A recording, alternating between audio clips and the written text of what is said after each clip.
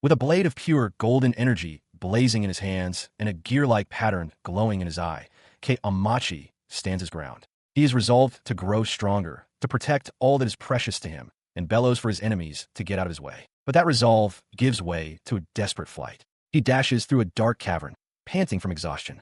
He is alone, fleeing from unseen pursuers, and curses his predicament as he struggles to hold back tears of frustration. His flight ends abruptly as he finds himself cornered. Small, ghoulish creatures creep toward him from the shadows. He stumbles backward, pleading for them to stop, his voice cracking as he cries out for help. As he screams, it is revealed that a group of adventurers has been watching from a ledge above. Their leader, the spiky-haired Satu, smirks and thanks Kei for acting as their decoy. His female companions mock Kei's pathetic display. Satu leans over the edge, speaking down to the trapped boy with false pity. He tells his party not to bully Kei too much, calling the sight of his struggle pitiful. His companions laugh, noting that Kei is a mere unranker who doesn't even qualify for E-rank. The humiliation triggers a memory, a voice echoing the fact that Amachi Kikuin's magic power is only a 5. With his hood pulled low, Kei is lost in the painful recollection. The memory sharpens, recalling a past kindness. After helping someone, the grateful person had offered him a warm bowl of tea, concerned that he must be thirsty. Kei remembers accepting it with a quiet, thankful smile. But the memory is violently dispelled by the present cruelty. Back in the cave, Satu sneers that for trash like Kei, the only way to get by is to suck up to others. He clicks his tongue in disgust, calling Kei a sharp-eyed bastard, as if to crush the memory itself. Satu kicks away an illusory image of the tea bowl, shattering it. He then begins a grand speech, declaring that 20 years ago, cubes descended from the heavens, gifting humanity with magic power and awakening their potential. He continues his monologue, explaining that this god created the high-rankers like him.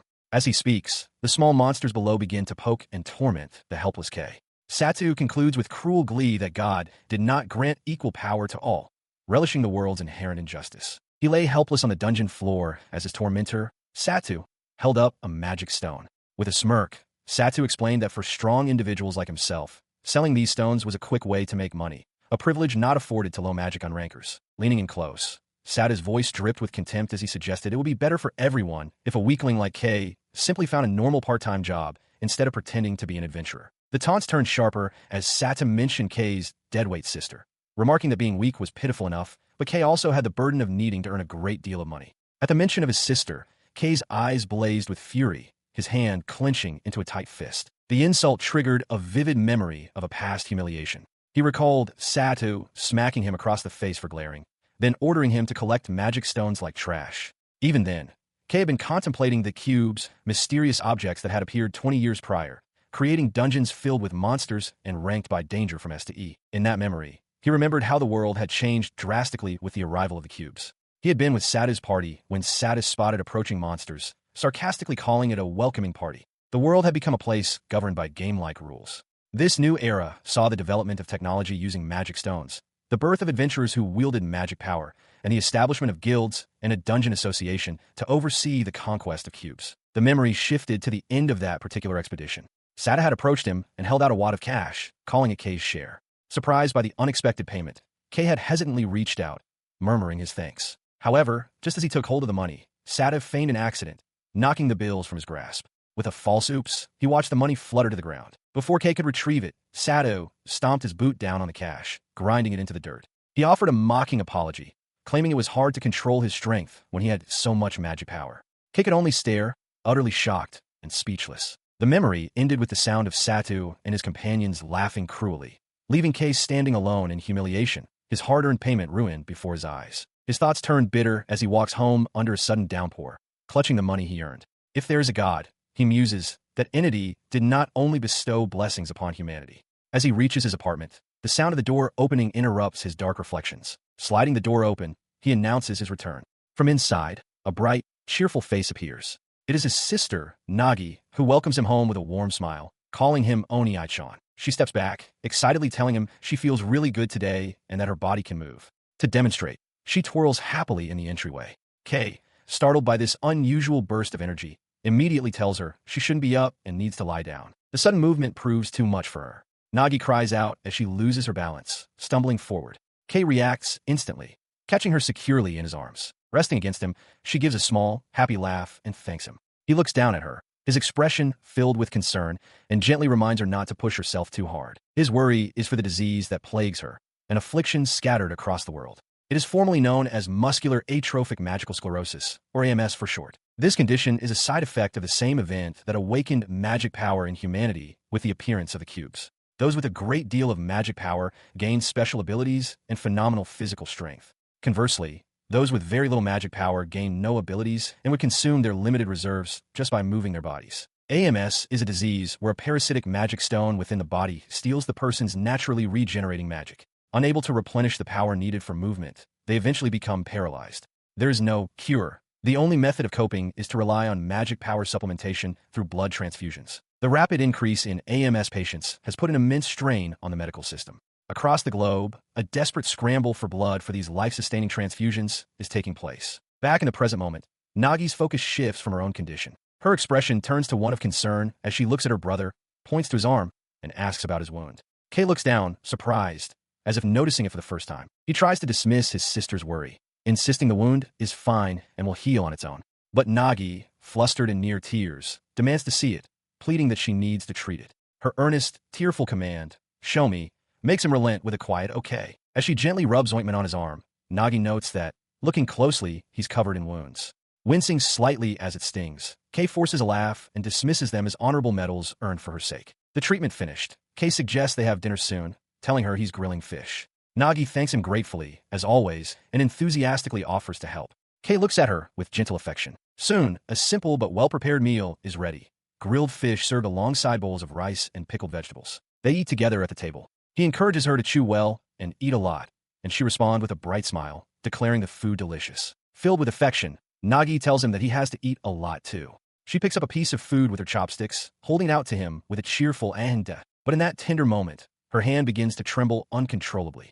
Her grip fails, and the food slips from her chopsticks, clattering onto the floor below. As Nagi begins to apologize for dropping the dinner they made, Kei acts in a flash. He scoops the fallen morsel from the floor, pops it in his mouth, and declares with a huge smile that it's delicious. Nagi can only stare, stunned into silence by his immediate, selfless act. Later that night, he gently pulls the covers over his sleeping Nagi. As she rests peacefully, she murmurs his name, Oni-chan. Watching over her, Kei's expression hardens with determination. He reflects that research on AMS is still ongoing, and until a cure is found, he has no choice but to do his best. He must earn enough money to ensure his sister's symptoms don't worsen, holding on to the hope that someday, a solution will be discovered. His resolve hardened into a silent vow. He would protect Nagi, not just for her, but for the memory of their deceased father and mother. Elsewhere, his party leader, Satu, casually tapped a message on his phone, his expression unreadable. The message was blunt. "You're fired." The notification reached Kei, who could only stare in disbelief, a faint sound of confusion escaping his lips. His shock gave way to desperation. He rushed to confront Satu, who sat nonchalantly with his female companions. "Why?" Kei demanded. Satu, without looking up, retorted with cruel sarcasm, questioning if Kei's comprehension had dropped along with his hearing. One of the women with him cooed in admiration of Satu. Kei pleaded, his voice cracking as he offered to do anything, even double the grunt work. Satu finally looked up, his expression cold. He explained that for someone aiming for the top, keeping an unranked adventurer around was a bad look. A man with his own supposed talents, he declared, couldn't be held back. He then gestured towards the hulking, bald man standing behind him, a C-rank adventurer, stating that it was obviously better to team up with someone more capable than a small fry like Kei to conquer cubes. With a final, dismissive smirk, Sato added that, unfortunately, he didn't need that kind of help either. Kei Amachi desperately grabs onto the adventurer Satu, pleading for the money he needs for his sister. But Satu remains unmoved, his expression a mask of cruel amusement. He tells Kei that this is just how things are, advising him to give up on cubes and find a normal job. In a flash of violence, Satu strikes Kei, sending him sprawling to the ground as he shouts that he doesn't care. He looms over the fallen young man, whose fingers dig into the dirt. With cold finality, Satu tells him to scram, cynically questioning what difference there is between dying in a cube and dropping dead in a ditch. Later, in another attempt to find a party, Kei, now disguised under a simple hood, approaches a different adventurer, a man with spiky hair and a metallic prosthetic arm. Timidly, Kei asks if he might accompany him into a dungeon. The man and his companion look surprised by the request. The man's friendly demeanor shifts to one of serious assessment. He looks the hooded Kei up and down before asking the crucial question. What is his rank? Kei's hand clenches around his adventurer card in silent frustration. Noticing his distress, the man asks what's wrong, but Kei can only murmur that it's nothing. He apologizes and tells the man to try somewhere else, receiving a consoling pat on the hand before they part ways. His next stop is the Dungeon Association's general reception. There, the receptionist delivers another blow, politely but firmly explaining that with his rank, it would be difficult for him, Amachi-sama, to join any parties that are currently recruiting. He pleads with her, his voice filled with desperation, insisting he will do anything, carry luggage, whatever it takes. The receptionist can only bow deeply and repeat her apology, unable to offer any solution. As evening falls over the city, a defeated Kei announces his return home. From inside, his sister Nagi's bright voice rings out, cheerfully welcoming her Oni-chan back. She rushes to embrace him, exclaiming how happy she is that his work finished early. As she holds him, Kei's face is a mask of silent exhaustion and despair, a stark contrast to her innocent joy. He is lost in a memory, a daydream of the success he craves. In it, his sister Nagi looks up at him with pure admiration, calling him amazing. She joyfully exclaims that thanks to her heroic big brother, they cleared the dungeon in a flash, and he strikes a proud pose in response. He beams, shouting a triumphant, "Yeah," as they share a moment of imagined victory. But the happy vision is violently shattered, replaced by the harsh reality of cold, dirty water splashing over him as he is shoved forcefully to the ground. Lying soaked in the puddle, he hears the cruel voice of Satu, who looms over him. Satu berates him for his persistence, shouting that they have no need for an unranked adventurer. The memory of that violent rejection is followed by another failure. At the Adventurers Guild, the receptionist formally informs him that there are no available parties for him, offering a polite but final apology. Her words become part of a painful chorus of insults that echo in his mind. He is called a hindrance, a parasite trying to earn money the easy way. He is told he's ineligible, pitiful, a low magic power bastard who should look elsewhere and not come near them. The crushing weight of these memories is broken by a gentle, concerned voice. It is Nagi, calling out to her brother. He remains frozen in the doorway of their home, his head bowed in shame and exhaustion, unable to meet her innocent gaze. She approaches, her expression soft as she asks if he's going to work again today. He can only manage a week, horse. In response, punctuated by a slight cough, Nagi observes that he has been working every day. Her comment, though simple, lands with unintended weight. He says nothing, his face hidden in shadow, trapped by the lie he must maintain. He snaps, his voice raw with stress, shouting at her to just stay in bed. Unfazed by his outburst, Nagi gently suggests he take a day off, proposing they play a game of Old Maid, as they haven't in a while. His patience finally breaks. He whirls on her, his face contorted with frustration, demanding to know who she thinks he's running around for every single day. He tells her that if she's truly thinking of him, she should just shut up and rest. Nagi stares back, her eyes wide with shock and fear at his sudden rage. The anger drains from him as quickly as it came, leaving him slumped in defeat. He clenches his teeth, his expression filled with immediate regret for his harsh words. Seeing his distress, Nagi gently places her hand over his. She apologizes softly, assuring him that it's fine and urging him once more to just rest. Despite her words, rest is a luxury he cannot afford. Sometime later, he stands before the guild receptionist, only to be told once again that there are no openings. He turns away, the weight of his failure pressing down on him. It has been 3 weeks since he started looking for a new team, and he has made no progress at all. The thought of Nagi's expensive treatment gnaws at him. At this rate, he won't be able to pay for it. He briefly considers giving up and getting a regular part-time job, but dismisses the idea, knowing it won't be enough if he can't earn money from the dungeons. Dejected, he walks through the streets until he finds himself in front of a small bakery. He enters and asks the shopkeeper for 2 of the cakes on display. As the shopkeeper prepares the order, he hesitates, his hand hovering over the box. He changes his mind, asking for just 1 cake instead. With a single purchase in hand, he makes his way home. Sliding the door open, he calls out to his sister, but is met with an unusual quiet. Puzzled, he steps inside, forcing a cheerful smile as he holds up the box. He announces that he bought a cake, her favorite, strawberry. His cheerful facade shatters in an instant. He finds Nagi collapsed on the floor, unresponsive. A cry of pure terror rips from his throat as he screams her name. The scene dissolves into the frantic blare of sirens. An ambulance speeds through the streets, its lights flashing. The patient inside is suffering from AMS symptoms, their condition declared critical. It is an emergency transport. The hospital doors burst open in a flurry of motion. Nagi, unconscious and fitted with an oxygen mask, is rushed through on a gurney. A nurse urgently directs the team to the ICU, while a doctor attempts to hold back a frantic Kei. He breaks free, sprinting down the sterile corridor just as the doors to the operating room slide shut. A sign above declares a surgery is in progress. He cries out for the doctor, his voice echoing in the hallway. Catching up to a nurse, he grabs her by the shoulders, his face a mask of desperation. He demands to know his sister's condition, his voice cracking with urgency. The doctor intervenes, placing a hand on Kei's shoulder and urging him to calm down and listen. He then delivers the grave news. Nagi's AMS symptoms have worsened, progressing to phase 3. The meaning behind this progression is utterly devastating. The doctor looks at Kei and states with grim finality that Nagi will never wake up again. Kei refuses to accept this, desperately asking if there is anything at all that can be done.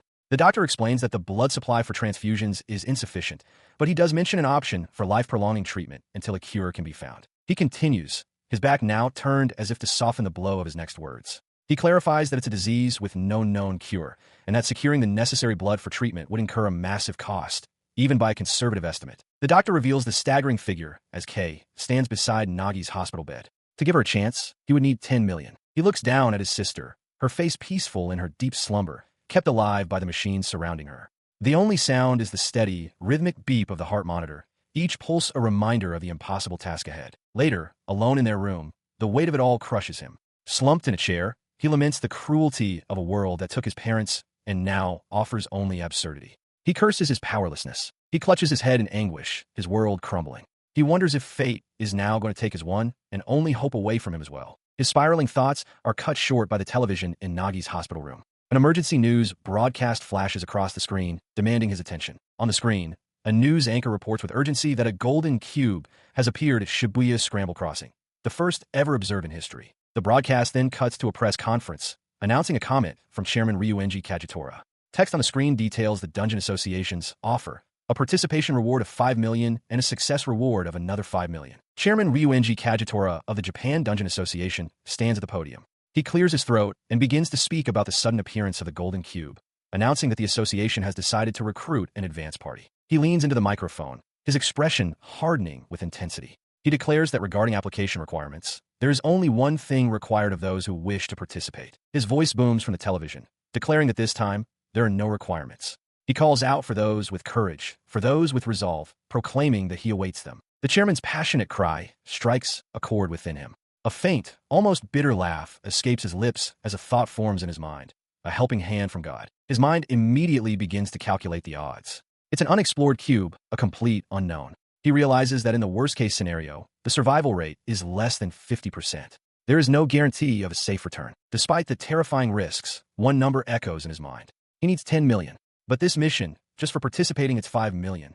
The thought sends a shock through him, and he grips his head, the sheer weight of the decision pressing down. His turmoil ceases. Gazing at his sleeping sister, Nagi, a fire of determination ignites in his eyes. He clenches his fist, his decision made.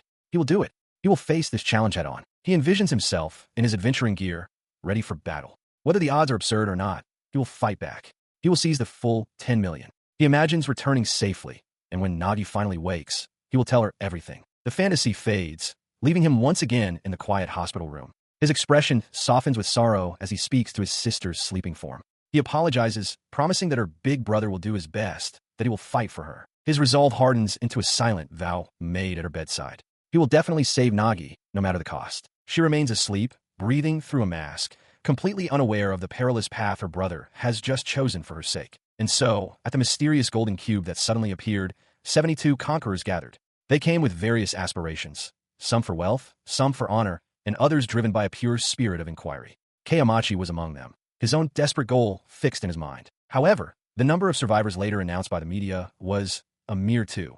Within a bustling hall, Kayamachi observes the crowd of adventurers gathering for the Golden Cube expedition. A staff member points him toward the registration area, offering supplies. As he takes in the scene, a familiar, unwelcome voice calls out his name. He turns, his expression hardening as he comes face to face with Sadu. Flanked by his party, Sadu smirks, confirming it is indeed Amachi Kaikun he was hearing. Satu continues his taunts, asking if Kei has found a new host to leech from. He announces that his group is also joining the Golden Cube expedition, stepping forward aggressively as he asks Kei how he's been. Before the confrontation can escalate, a young woman with dark hair, Tsukasa Aya, firmly grabs Satu's arm. She declares that she is also participating in the Golden Cube. Satu, annoyed, tells her they are busy and tries to brush her off. His dismissal is met with silence.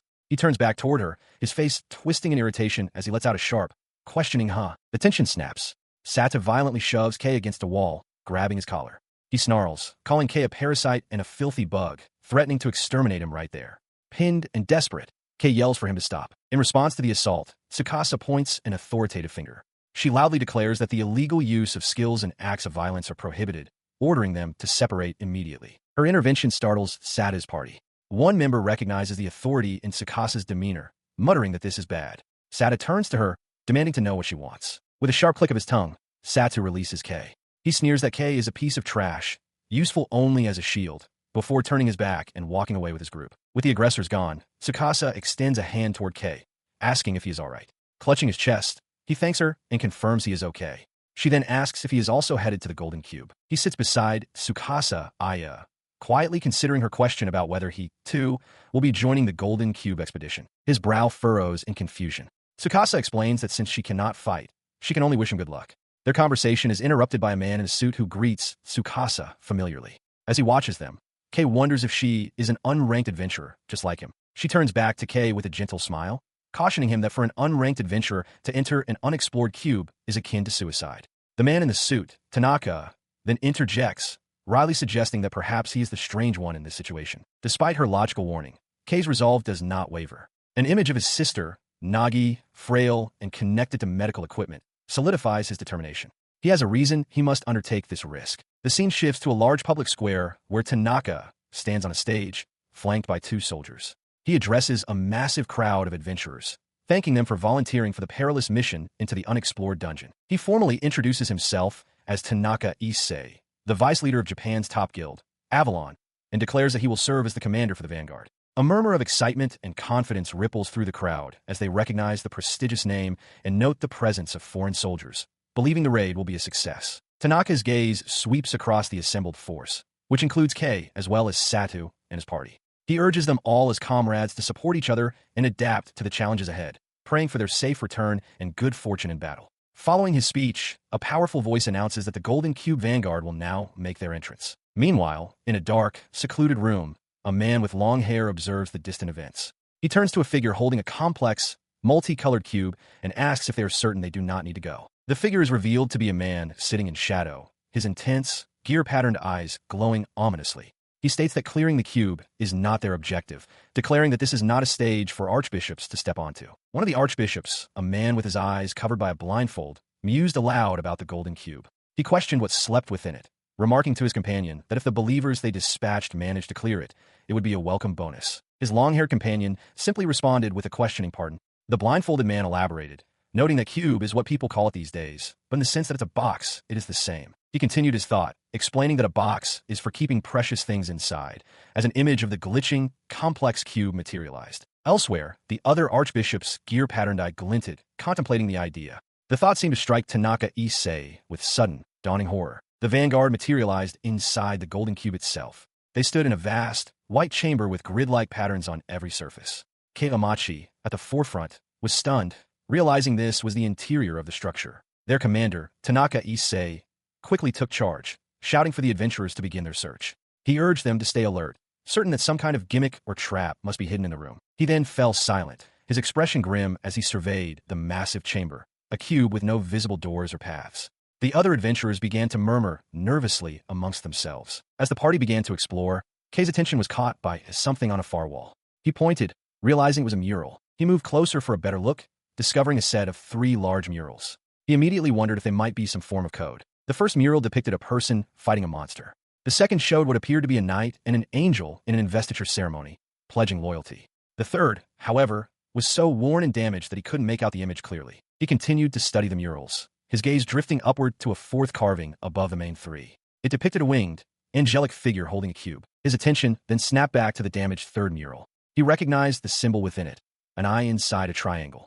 He was certain he had seen it somewhere before, perhaps on television. Beside him, Tanaka Issei identified the mark as the Eye of Providence. Kei quietly mused that it was also known as the all-seeing Eye of God. As the group stood before the carvings, he hoped they were a clue to clearing the dungeon, questioning why such a mural would exist in a place like this. Suddenly, a piercing tone reverberated through the chamber as a voice spoke directly into their minds. It announced the commencement of the first trial, the trial of strength. Several adventurers cried out, clutching their heads in agony from the mental intrusion. The disorienting assault continued.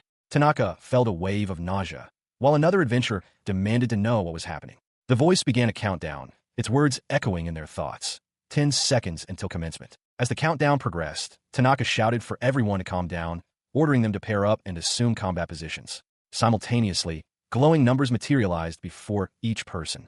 Tsukasa asked him what was happening, but he could only reply that he didn't know, urging her to be careful. Kei cursed in frustration, completely bewildered. He stared at the number 1 floating before him. The voice's words, the first trial, the trial of strength, repeated in his mind as he struggled to comprehend the situation. The voice issued its final command, declaring the trial of strength was now commencing.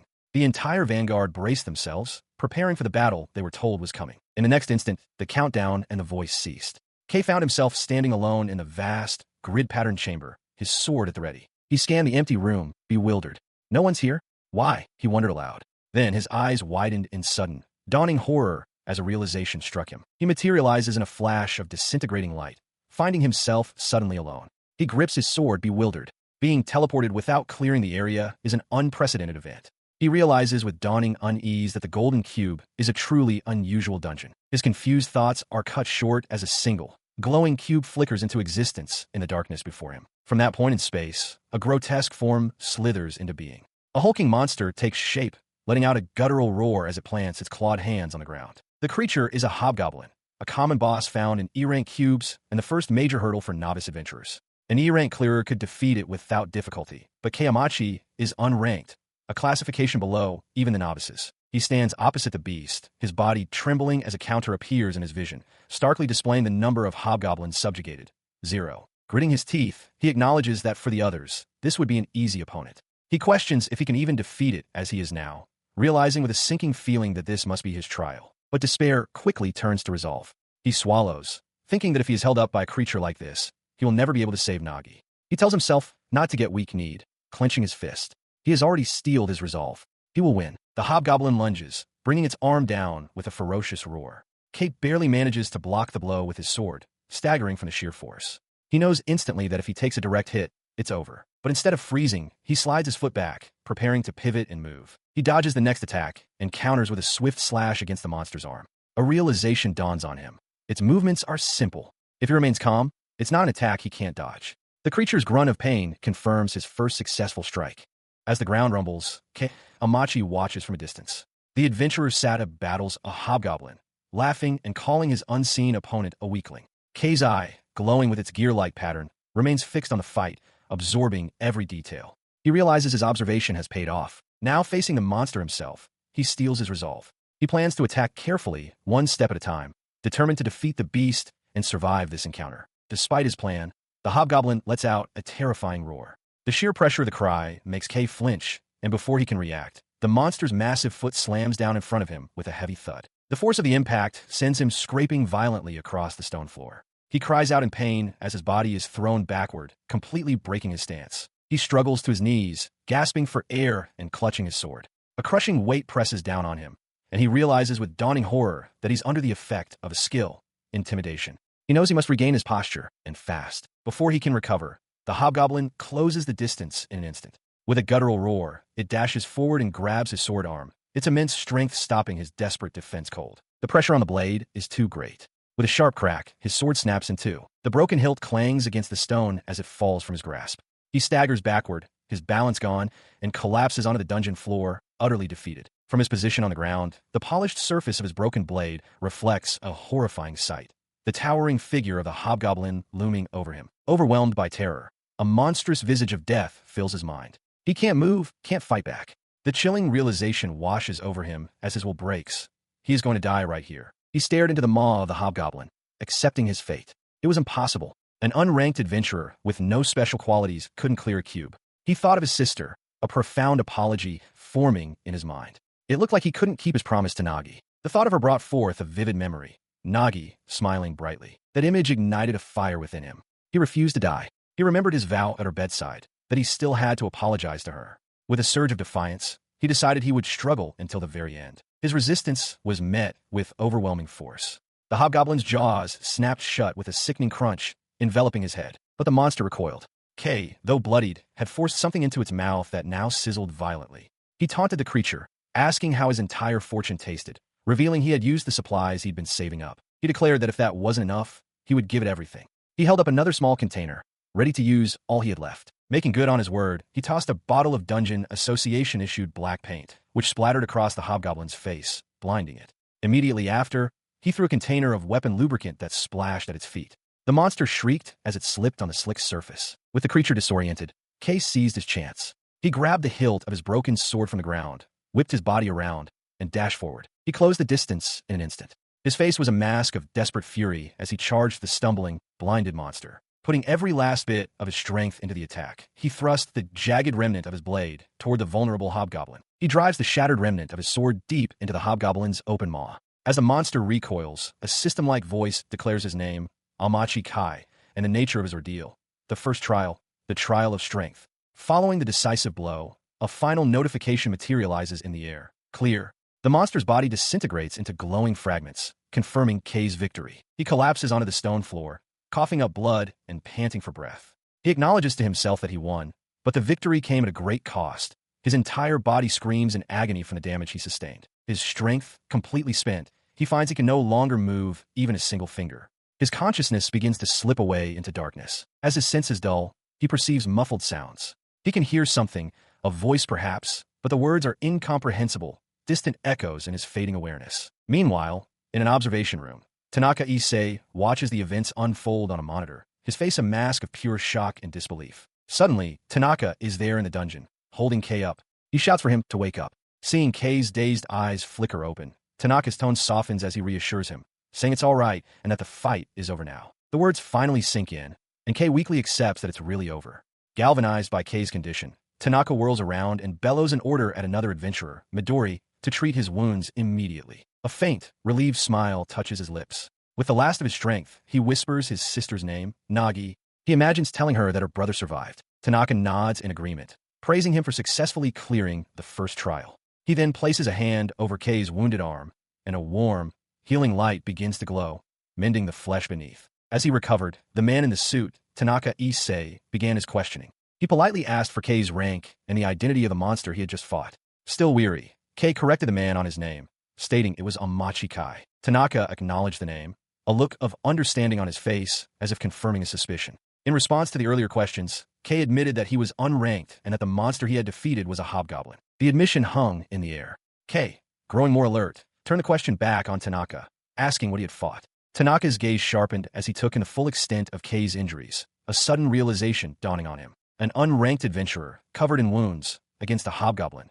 The pieces were beginning to connect in his mind. He calmly revealed that the monster he had faced was a high ogre. The name struck Kay with force. He knew a high ogre was a superior variant, a foe that would be difficult for even a solo A-rank adventurer to defeat. The implication of Tanaka's statement began to sink in. Kay's eyes widened in horror as he looked past the commander, seeing other survivors in various states of injury and exhaustion. The thought was unthinkable. As Kay grappled with this dawning horror, Tanaka voiced a chilling observation, noting the strange feeling of being appraised. The pieces clicked into place for Kay. He understood now. They had all been intentionally matched with subjugation targets that were on the very edge of being impossible to defeat alone. Just as the grim reality of their situation became clear, a formal declaration echoed through the space, announcing that with 15 survivors, the first trial, the trial of strength, was now concluded. Tanaka stood grimly, while Tsukasa and Kay listened from the ground. The number, only 15, sent a shockwave through the assembled survivors. Kay, Tanaka, and the adventurer with a prosthetic arm all stared in disbelief, the word survivors echoing with a new, terrible weight. The low number forced a horrifying realization. Faces of the other participants flashed through their minds, all the people they had seen at the start. The question hung in the air, unspoken but understood by all. Were all the others dead? The unspoken question was answered not with words, but with a brutal, final certainty, like a splash of blood confirming their worst fears. He stands frozen, the shock of the previous trial's death toll still fresh. Before he or anyone else can process the carnage, a disembodied voice echoes around them, announcing the start of the next phase.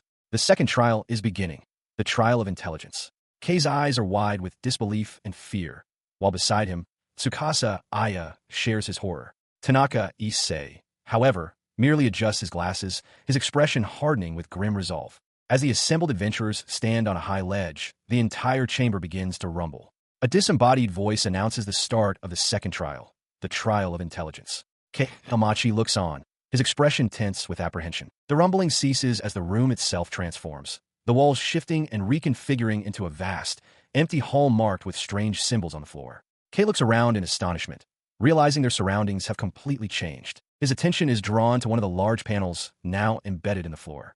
Midori, one of the other adventurers, points it out, identifying the shape as a hand and questioning its purpose. He then spots other panels appearing, a torso, an eye, and a pair of feet. As Kay puzzles over their meaning, wondering if it's some kind of quiz, a bright light suddenly erupts from a mural on the far wall. The light coalesces in a towering, winged angel statue emerges from the mural, brandishing a greatsword. The adventurers stare as the construct moves. In that moment of awe, Satu violently shoves Kei to the ground, telling him to move. With a cruel grin, he declares that the first strike wins and lunges forward, his hand crackling with destructive energy. "Die, you damn angel," he yells, rushing towards the statue as Kei cries out his name in alarm. His attack connects, triggering a massive explosion that engulfs the angel statue and fills the chamber with a deafening roar and blinding light. As the light from the blast fades, Sato smirks with satisfaction. His party members cheer behind him, convinced that he has single-handedly defeated the formidable opponent. Their celebration is cut short. When the dust settles, the angel statue is revealed to be standing completely unharmed, not a single scratch on its surface. The adventurers stare in disbelief, exclaiming that it's unscathed. The statue responds to their shock by raising its greatsword.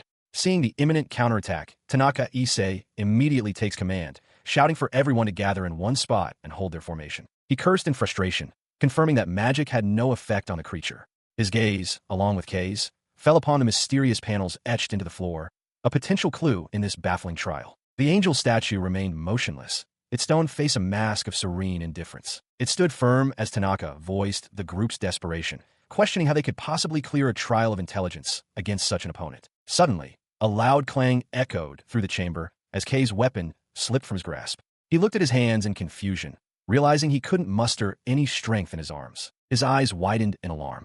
This wasn't simple fatigue. Something was terribly wrong. He stared down at his hands, which hung limp and unresponsive. He tried to will them to move, but they remained useless. The affliction was not his alone. Tsukasa looked at her own arm in dismay, while Sati yelled out, demanding to know what was happening as he, too, found his limbs unresponsive. Just as the large, bald warrior in their group grunted in effort, unable to lift his shield, the tip of the angel's wing gently tapped his shoulder. He turned his head, his eyes wide with a mix of exertion and fear, to see the colossal statue looming directly behind him. A bead of sweat traced a path down his temple as a single, confused sound escaped his lips. Before he can react, the angel statue swings its massive sword. With a swift, clean slice, it decapitates the helpless warrior, his head flying through the air as his body remains kneeling, paralyzed. His severed head thuds against the stone floor, eyes wide in a final moment of shock. The other adventurers, still unable to move their arms, can only watch in horror. Amidst the rising panic, Ise roars for everyone to calm down and get away from the angel.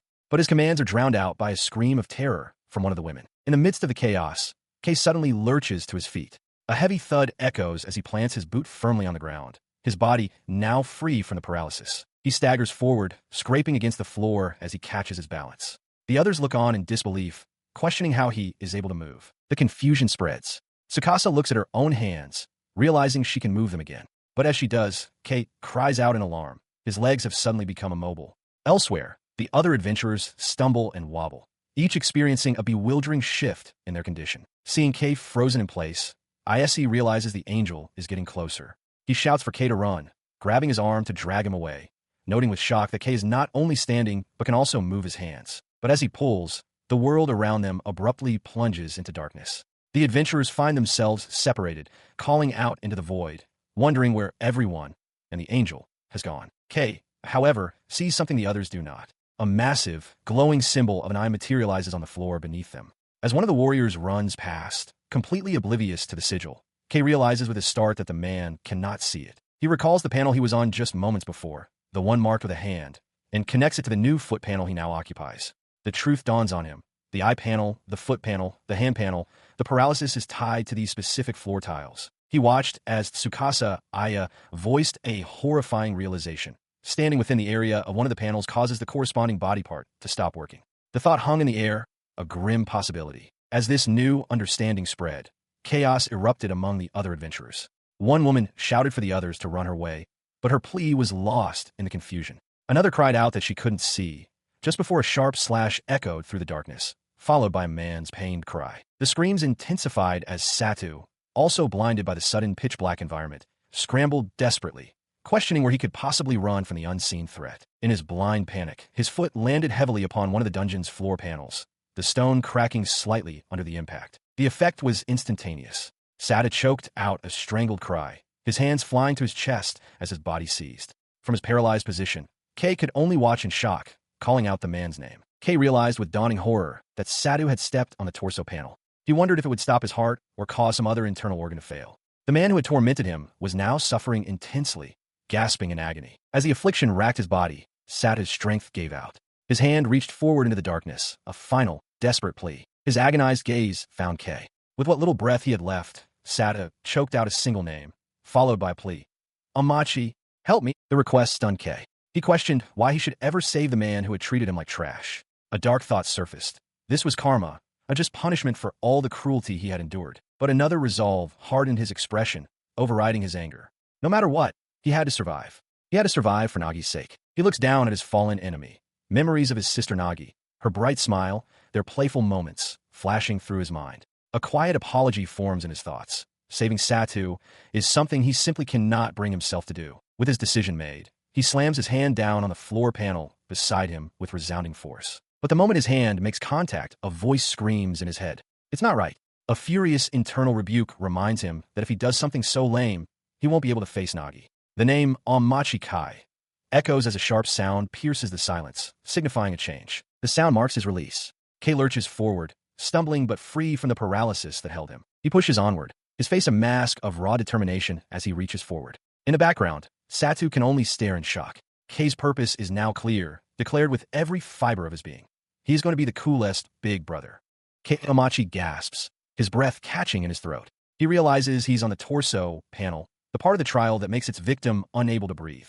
He clutches at his chest, a pained grunt escaping his lips. Despite the suffocating pressure, his focus shifts to Satu. Kay understands he must drag Sata back to the safety of the foot area. He reaches out desperately, shouting Sata's name and pleading for him to grab his hand. Below, Sata merely smirks with cold amusement. He is met not with a hand, but with a betrayal. Sata grabs Kay and, with a powerful heave, throws him through the air.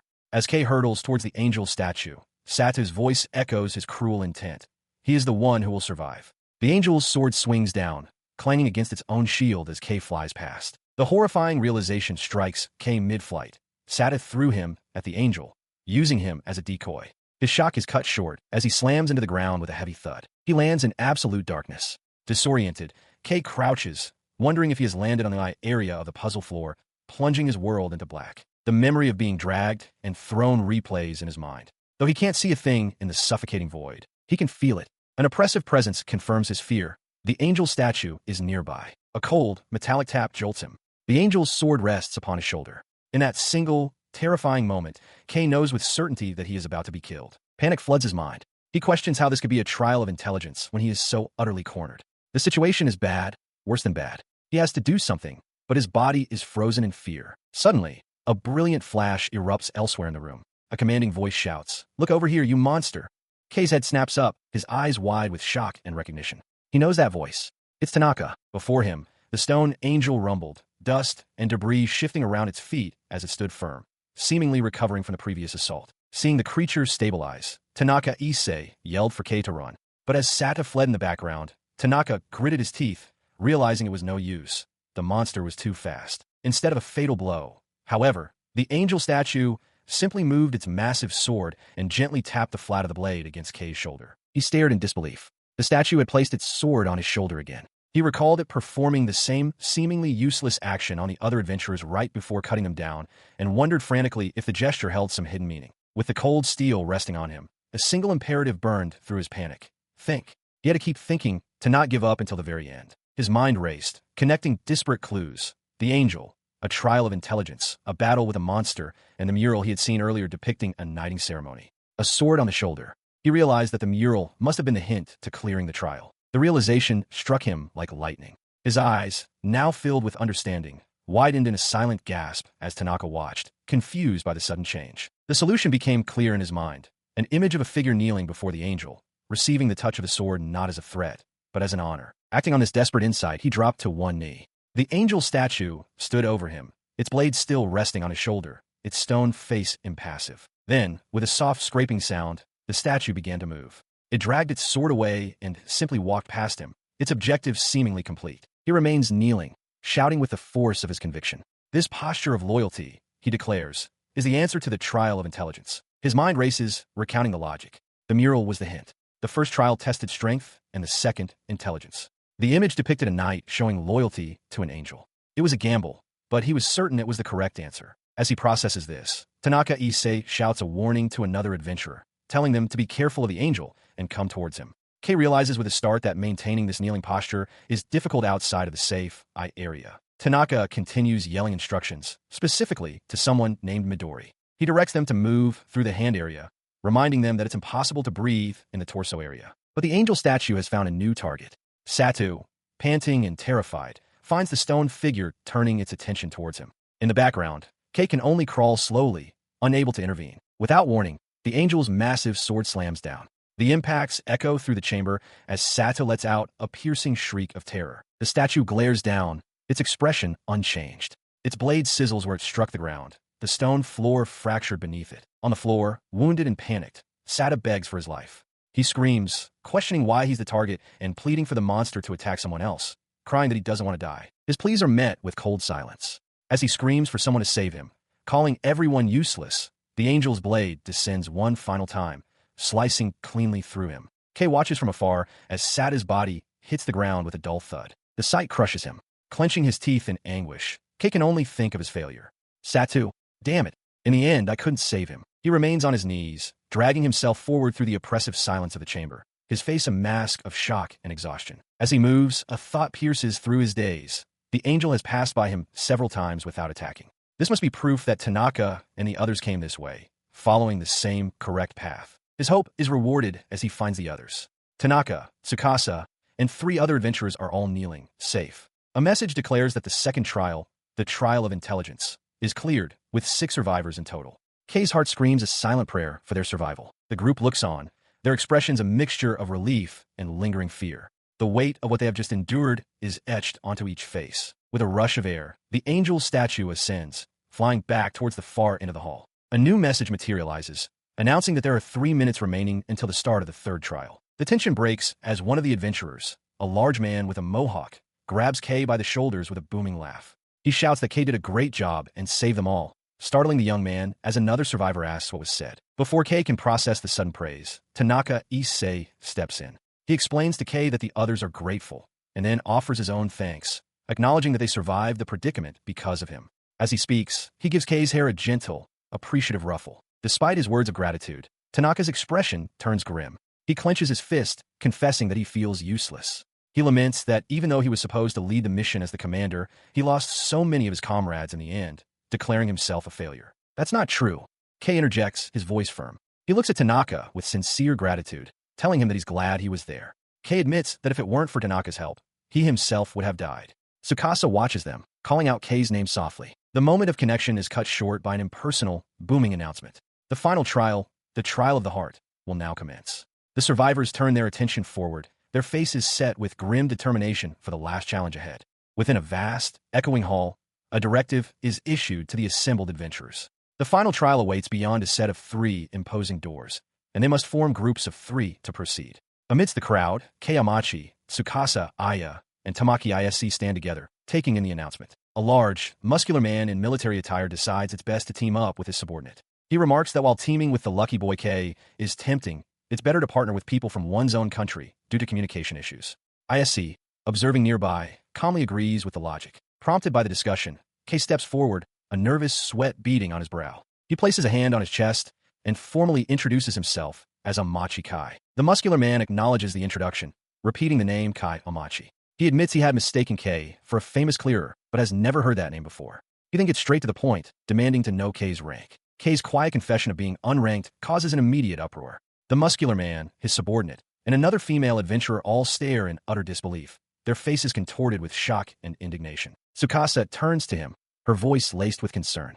She questions his judgment, asking why he would attempt something so crazy when he is, by his own account, powerless. However, Isc offers a different perspective, stating that while Kei's powerlessness is a fact, so is the fact that he saved them. He suggests they must reconsider the notion that ability is everything. The military man remains unconvinced, scoffing that Kei is probably just a reckless fool chasing prize money. Tsukasa gently places a hand on Kei's shoulder, her expression softening. She asks him directly why he chose to challenge such a dangerous, unexplored dungeon. His gaze lowers, his face shadowed with grim determination. In a quiet, heavy voice, he gives his answer. His sister has AMS. The revelation strikes the group with the force of a physical blow. The military men, Isc, and Tsukasa all stare at Kei, stunned into absolute silence as the weight of his desperate motivation sinks in. His raw honesty about his sister's battle with AMS, a spreading and serious problem, hangs in the air. The soldier with the helmet is visibly moved, remarking that risking one's life for a sister is enough to make a man cry. As Kei's hand clenches, needing a large sum of money for her hospital bills, Tsukasa looks on with concern, murmuring his name. The talk of family strikes a chord with the man in the beret. He gazes at a photo of Kei and his sister on his phone, reflecting that it has been a while since he has seen his own family's faces. Motivated, he turns to his comrades, the soldier and the hooded girl, and makes a promise. Once they clear this place, he will give them a special vacation to go home and spend time with their families. The soldier bellows for everyone to listen up. Seizing the opportunity, a flamboyant man named Luis turns to Tsukasa with a sparkle in his eye. Declaring their meeting to be fate, he asks for her name, boldly suggesting they spend the promised holiday together. At the same time, a woman gently tugs on Tanaka Issei's sleeve. She shyly introduces herself as Tenda Midori, then confidently states that while they are not yet married, she will eventually become Tanaka Midori. The unexpected declarations break the tension, and the group erupts in laughter. The soldier playfully mocks Louise for getting rejected again, while the man in the beret congratulates Tanaka and tells him to invite them to the wedding, adding that they must all get out alive first. It was a conversation that lasted less than 10 minutes, but it was enough. Amidst the camaraderie, Kei feels himself laughing from the heart for the first time in a long while. With the mood lightened, the man in the beret rallies everyone. United by a new bond, they agree to meet again on the outside. They step forward as a pair of massive stone doors grind open, only to slam shut behind them, sealing them inside. They are plunged into absolute darkness. Tanaka confirms the obvious and advises caution. With a snap of his fingers, a small point of light appears, faintly illuminating their immediate surroundings. As the light settles, Kei's eyes catch something. He calls out to Tanaka, pointing into the void. A single object, a pocket watch, hangs suspended from a chain, swinging gently. A drop of water falls from it, sending a ripple across a dark surface below. He stares up at the object hanging from a thick chain. It is not a pocket watch, but something else entirely. He murmurs his realization aloud. It's a collar. Beside him, Tanaka Issei and Tsukasa Aya also gaze at the strange device. A closer view reveals its form, a wide, metallic band, intricately engraved with circular, gear-like patterns. It is undeniably a collar, heavy and ominous. Suddenly, the darkness is banished by a harsh, revealing light. The group finds themselves in the center of an arena, surrounded by massive iron cages. From within, monstrous creatures roar and press against the bars, their eyes fixed on the trio. Kei's face is a mask of shock as the deafening sound washes over them. The sheer scale of their predicament is overwhelming. Cages are stacked high into the gloom, each containing a different, horrifying beast, all clamoring with violent intent. There appears to be no escape from this monstrous audience. As the cacophony of roars intensifies, Kei's mind reels. He wonders at the sheer number of them, the thought of having to defeat them all dawning on him as an impossible task. Beside him, Tanaka Issei's hand trembles. A quiet, desperate sound escapes his lips as he whispers that it's impossible. He voices his despair aloud, his professional composure shattered. He tells Kei that there is no way they can win, no matter what. Kei, equally stunned, can only stare into the abyss of their situation. Just as hope seems lost, Tsukasa's urgent voice cuts through the noise. She points frantically towards a newly visible opening, shouting for Kaikun and Issei. A heavy clang echoes as a gate appears, and she yells that if they can just get there, they might have a chance. They rush to the potential escape route, only to be met with crushing disappointment. The path is blocked by thick iron bars, trapping them completely. Tsukasa stares through them, her expression one of utter disbelief. As they stand trapped, words materialize in the air, delivering a cruel ultimatum, one sacrifice. The message clarifies its horrifying demand. They must choose one person to wear the collar. Only then will the path be opened. Kei and Tanaka Issei turn to face each other, the weight of the choice hanging between them. He stands frozen as Tanaka Issei processes the grim reality. One person must be sacrificed for the others to survive. The concept of a single sacrifice sends Tanaka into a rage of denial, screaming that it must be a joke as a countdown of 1,000 seconds appears. His shock deepens as Tanaka crumples to his knees, questioning how it came to this. Kei's own mind reels, unable to grasp the sheer cruelty of a trial that so casually plays with human lives. He watches as Tanaka, defeated, slams his fist into the shallow water, cursing their fate. As Tanaka remains kneeling in the center of the vast, watery arena, a chilling certainty settles over Kei. Someone is definitely going to die. His thoughts drift to the promise he just made to Tanaka, Alfred, and the others, a promise to meet again on the outside. He grits his teeth, his face contorting in agony. The contrast between his promise and this situation is too much, a cruel twist of fate that he cannot accept. He lowers his head, the raw, honest truth surfacing in his mind. He doesn't want to die. Nearby, Tanaka staggers unsteadily. The man's hand tightens around the hilt of the knife as he approaches Kei from behind.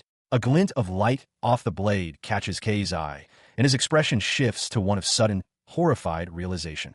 Kei Amachi stands with a grim, shadowed expression, flanked by Tsukasa, Aya, and Tenda Midori. Both women hold knives, their faces set with grim determination as they prepare for what is to come. In a sudden blur of motion, he dashes forward.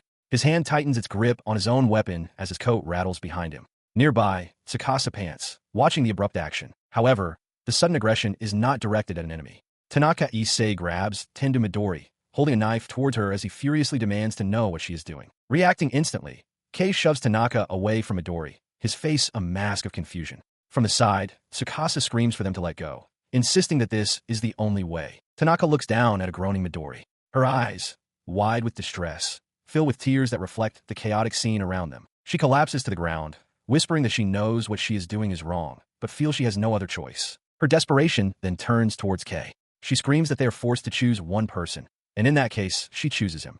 She declares her desire to live with him, even if she is never forgiven, even if he comes to resent her. Turning back to Tanaka, Midori cries that it's not what she meant, that she has to be with him or she cannot go on. Pained, Tanaka apologizes for forcing such a choice upon her. He announces that he will be the one to stay, telling her she will leave with Kei. He pulls her into a firm embrace, asking for her understanding. He clarifies that this is not a decision from the Vice Guildmaster, but from her husband, who wishes only to protect her. From a distance, Kei watches the tragic scene. Midori cries out Issei's name, questioning how things came to this. Tanaka's face is a mask of grim resolve, his eyes hidden behind the glint of his glasses. The weight of Tanaka Issei's sacrifice settled heavily upon Kei Amachi, his expression grim and shadowed by the recent events. His thoughts drifted to the past, to a quiet, somber moment between Tanaka Issei and Tenda Midori as they stood before a memorial altar holding two framed photographs. He recalled the source of their shared grief, a younger Midori, weeping at what appeared to be a funeral. Through her tears, she questioned why her parents had to die, crying out for Mama and Papa. Beside her, a young Tanaka Issei could only watch, his own face a mask of silent, stoic sorrow. In that moment of profound loss, he had knelt to embrace her, offering what little comfort he could in the face of her overwhelming despair. The memory resonated with Kei's own pain. He hated the feeling of losing someone important. He realized that this was a burden both Tanaka and Midori also carried, a universal sorrow. As this understanding settled, the sharp clank of metal shattered the quiet. The noise drew the startled attention of Tamaki Ayase and his spiky-haired companion, who both turned towards its source with wide eyes. They saw Kei, a heavy, chain collar now locked around his neck. The woman breathed his name in disbelief, her voice a soft whisper. Kai. The device was thick and metallic, its surface intricately designed, a clear symbol of capture and control. But Kei showed no fear. A cold, unnerving smile spread across his face as he looked directly at Ayase. "Excuse me," he declared, his voice calm but laced with an unyielding resolve. "The role of the hero. I think I'll take it." His calm acceptance of the restraint collar is met with fury. Tanaka Issei grabs him by the shoulders, his face contorted with rage as he demands to know what Kei is doing, shouting for him to take it off immediately. Tanaka reminds him that his sister is waiting for him, but Kei, with a placid expression, simply says it's fine. Enraged, Tanaka shouts back that this is precisely the problem, that Kei has value. He looks at the man and clarifies his position. It is because he has no value. He explains that he has a favor to ask of Tanaka-san. Kei then lays out his reasoning. He explains that his sister, Nagi, suffers from AMS, a disease with no known cure. While he entered the dungeon to pay her hospital bills, he knows it's not a realistic long-term solution as the cost will eventually become insurmountable. With this reality in mind, he asks Tanaka to take over responsibility for Nagi's treatment. Bowing his head in apology, he admits he is taking advantage of Tanaka's authority, but desperately pleads for him to use his connections to help her. Beside them, the spiky-haired woman watches with concern, whispering Kei's name. The desperate plea visibly shakes Tanaka. His expression shifts from shock to pained conflict, his hand clutching at his suit jacket as he processes the weight of the request. Seeing the change, Kei looks up with a faint, grateful smile and thanks him. His decision made, Tanaka agrees, vowing not only to oversee Nagi's treatment, but to find a cure for AMS. As Tanaka makes his solemn promise, his companion turns to him, her face etched with sorrow as she apologizes. In the distance, Kei is led down a long, dark corridor, offering a final apology of his own before he vanishes from sight. Alone in the hallway, he reflects that for an unranked adventurer, he did a good job just to survive this long. He considers himself lucky to have met Vice Guildmaster Tanaka and secured a promise for Nagi's treatment. To him, this is the best possible outcome. A serene smile forms on his face as he looks up, as if speaking to his sister, asking if she agrees. His journey ends seated in a dark, empty room, chained. The stark realization hits him. He is going to die. He wonders about an afterlife, hoping for heaven, and regrets not being able to see Nagi one last time. He accepts breaking his promise to her, finding a final, bittersweet comfort in the belief that Tanaka will tell her of his heroic deeds. He remains chained in the darkness, the water rippling around him. His earlier acceptance shatters, replaced by a raw, primal fear. Tears stream down his face as he sobs, his thoughts a desperate mantra. He doesn't want to die. He hates this. He screams for help, terrified of being left alone and abandoned. Suddenly, a metallic click breaks the silence. A key materializes from the chain binding him, dangling before his eyes. He stares at it, bewildered. A key? The key slips from a chain, clinking as it hits the water's surface. Kei's eyes widen in shock. At the same time, both Tanaka and the spiky-haired woman beside him cry out in pain. Tanaka gasps, clutching at his own throat, exclaiming that the collar is reacting. Ignoring his own discomfort, Tanaka's voice rings out with authority. He announces that they will now commence the final trial, the trial of the heart. The words hang in the air, met with stunned silence. The spiky-haired woman, Kei, and Tanaka all share a look of grim understanding, their faces tense. The realization dawns on them all. This is the trial of the heart. The woman then raises the key, holding it up to the ornate collar locked around Kei's neck. It is a perfect match. Kei stares in disbelief, the truth crashing down on him. This is the true final trial. An unseen voice announces the beginning of the final ordeal, the trial of the heart. Kei Amachi, Tanaka Issei, and Tenda Midori stand together, their expressions grim. The voice clarifies that the key they possess can unlock up to 2 of the explosive collars fastened around their necks. The instruction continues, commanding him to use the key and select the sacrifice. The gear-like patterns in Kei's eyes flare as the horrifying weight of the command settles upon him. He realizes the impossible choice before him. Save himself and one other person, or save both Tanaka and Midori, which would mean his own demise. The chilling understanding dawns on him that, as things stand, he is the sole arbiter of who lives and who dies. As he processes that the key can only save 2 people, a pitch-black emotion begins to slowly mix with the desperate reasoning he had been clinging to. This burgeoning darkness makes him feel sick. His mind becomes a battlefield of conflicting thoughts. His instinct screams for him to live, to see his sister Nagi again. A colder voice argues that Midori tried to kill him, so sacrificing her is only fair. He questions who he truly is, unable to trust Tanaka's verbal promise to care for Nagi, wondering if he could be the cool big brother she would be proud of. His internal turmoil manifests as a horrifying skeletal specter appearing at his shoulder. Its empty eye sockets fixed on him. It whispers a simple, tempting suggestion. Just take the easy way out. The specter continues its persuasion, explaining that if he lets the other 2 die, there will be no one left who knows what he did, no one to blame him. It tells him to stop trying to act cool and just use the key on himself. It argues that he has already helped them enough. But Kei clutches his head and roars. Shut up. He declares with strained finality that he has already decided to save Tanaka and Midori. In response, the specter appears behind the other 2, taunting Kei. It reminds him that without his efforts, Tanaka and Midori wouldn't have survived this long. It then poses a twisted question.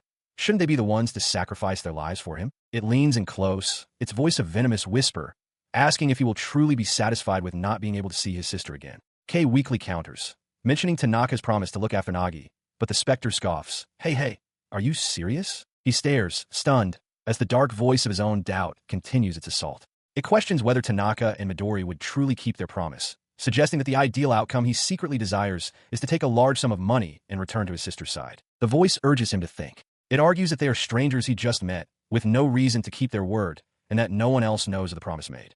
The specter of his selfishness suggests it would be better to spend his remaining time with his sister rather than be saddled with the baggage of others for life. As these dark thoughts swirl, a memory of Tanaka's voice cuts through. He recalls the man, telling him to stop putting himself down, acknowledging how much Kei had grown through the trials.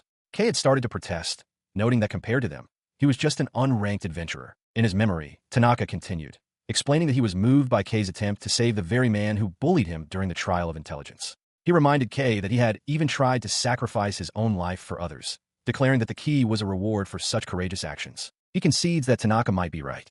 A quiet resolve settles over him as he realizes what it means to bear their lives.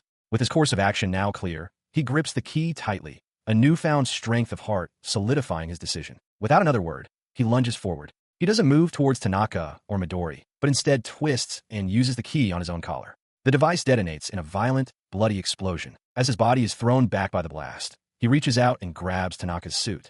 With what seems to be his final breath, he declares that he is entrusting Nagi to him. Tanaka cries out his name in shock, demanding to know what he is doing, as the last vestiges of Kei's own selfish doubts call him an idiot. In that instant, a memory of Tanaka's own thoughts surfaces. He had always seen this quality in Kei, a constant, unwavering tendency to act for the sake of others. He had sacrificed his pride, his own life, everything, even though by all accounts he was just considered unranked fodder. His final act of self-sacrifice is met with pure, unadulterated rage from Sato, who screams that Kei's attempt to be a hero of justice, despite being weak, useless, and worthless, utterly infuriates him. He, however, faces his end not with fear, but with a gentle, peaceful smile, as if finding true contentment in his decision. His final thought echoes, a quiet question posed to those he saved. "I'm cool, aren't I?" The consequence of this selfless victory is absolute. Sato's body begins to crumble into particles of light, his existence undone.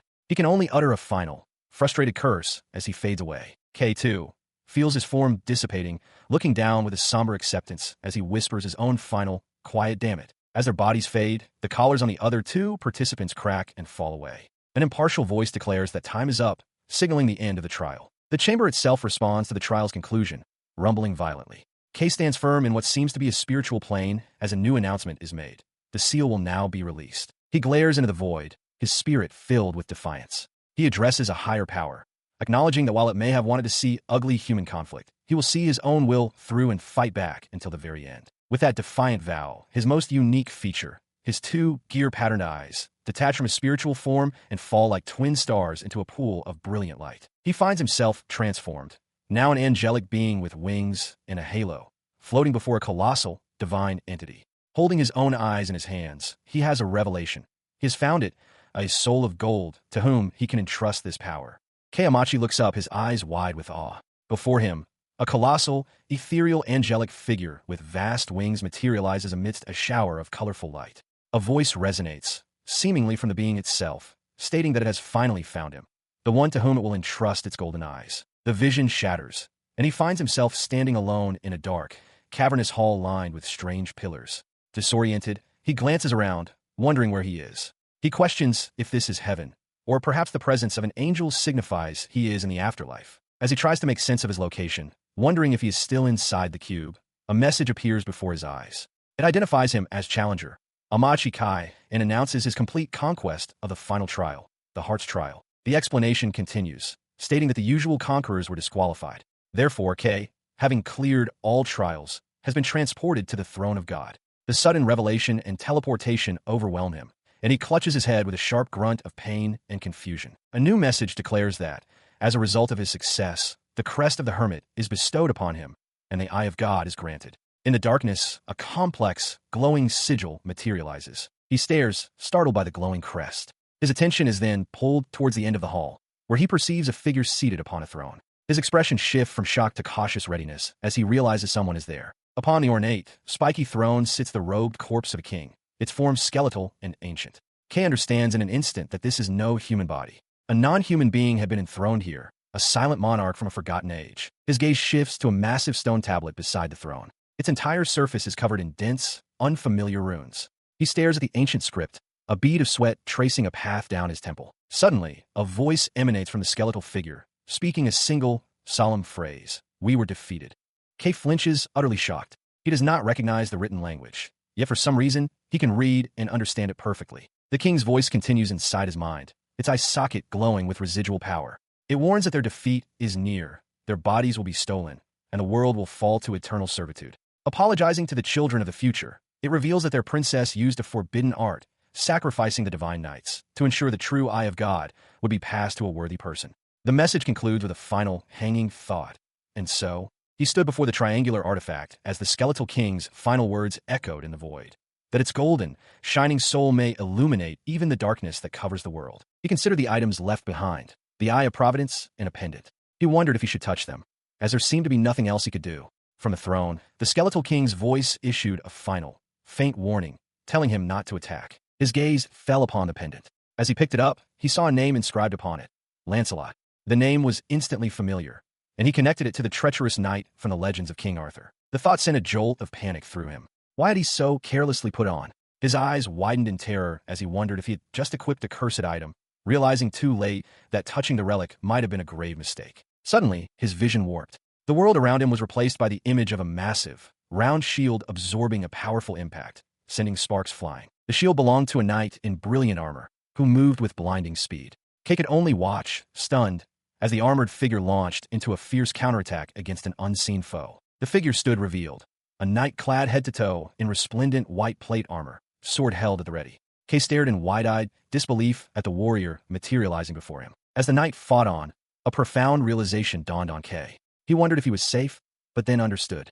This wasn't real. He was witnessing someone else's memories, the memories of a princess. The scene shifted to a young woman with long, light hair, her face a blur of sorrow. She spoke with deep regret, apologizing to Lancelot. She lamented that this terrible fate had befallen him so soon after he had become her sworn knight. Lancelot, however, refused her apology. He declared that her kindness had saved him more times than he could count.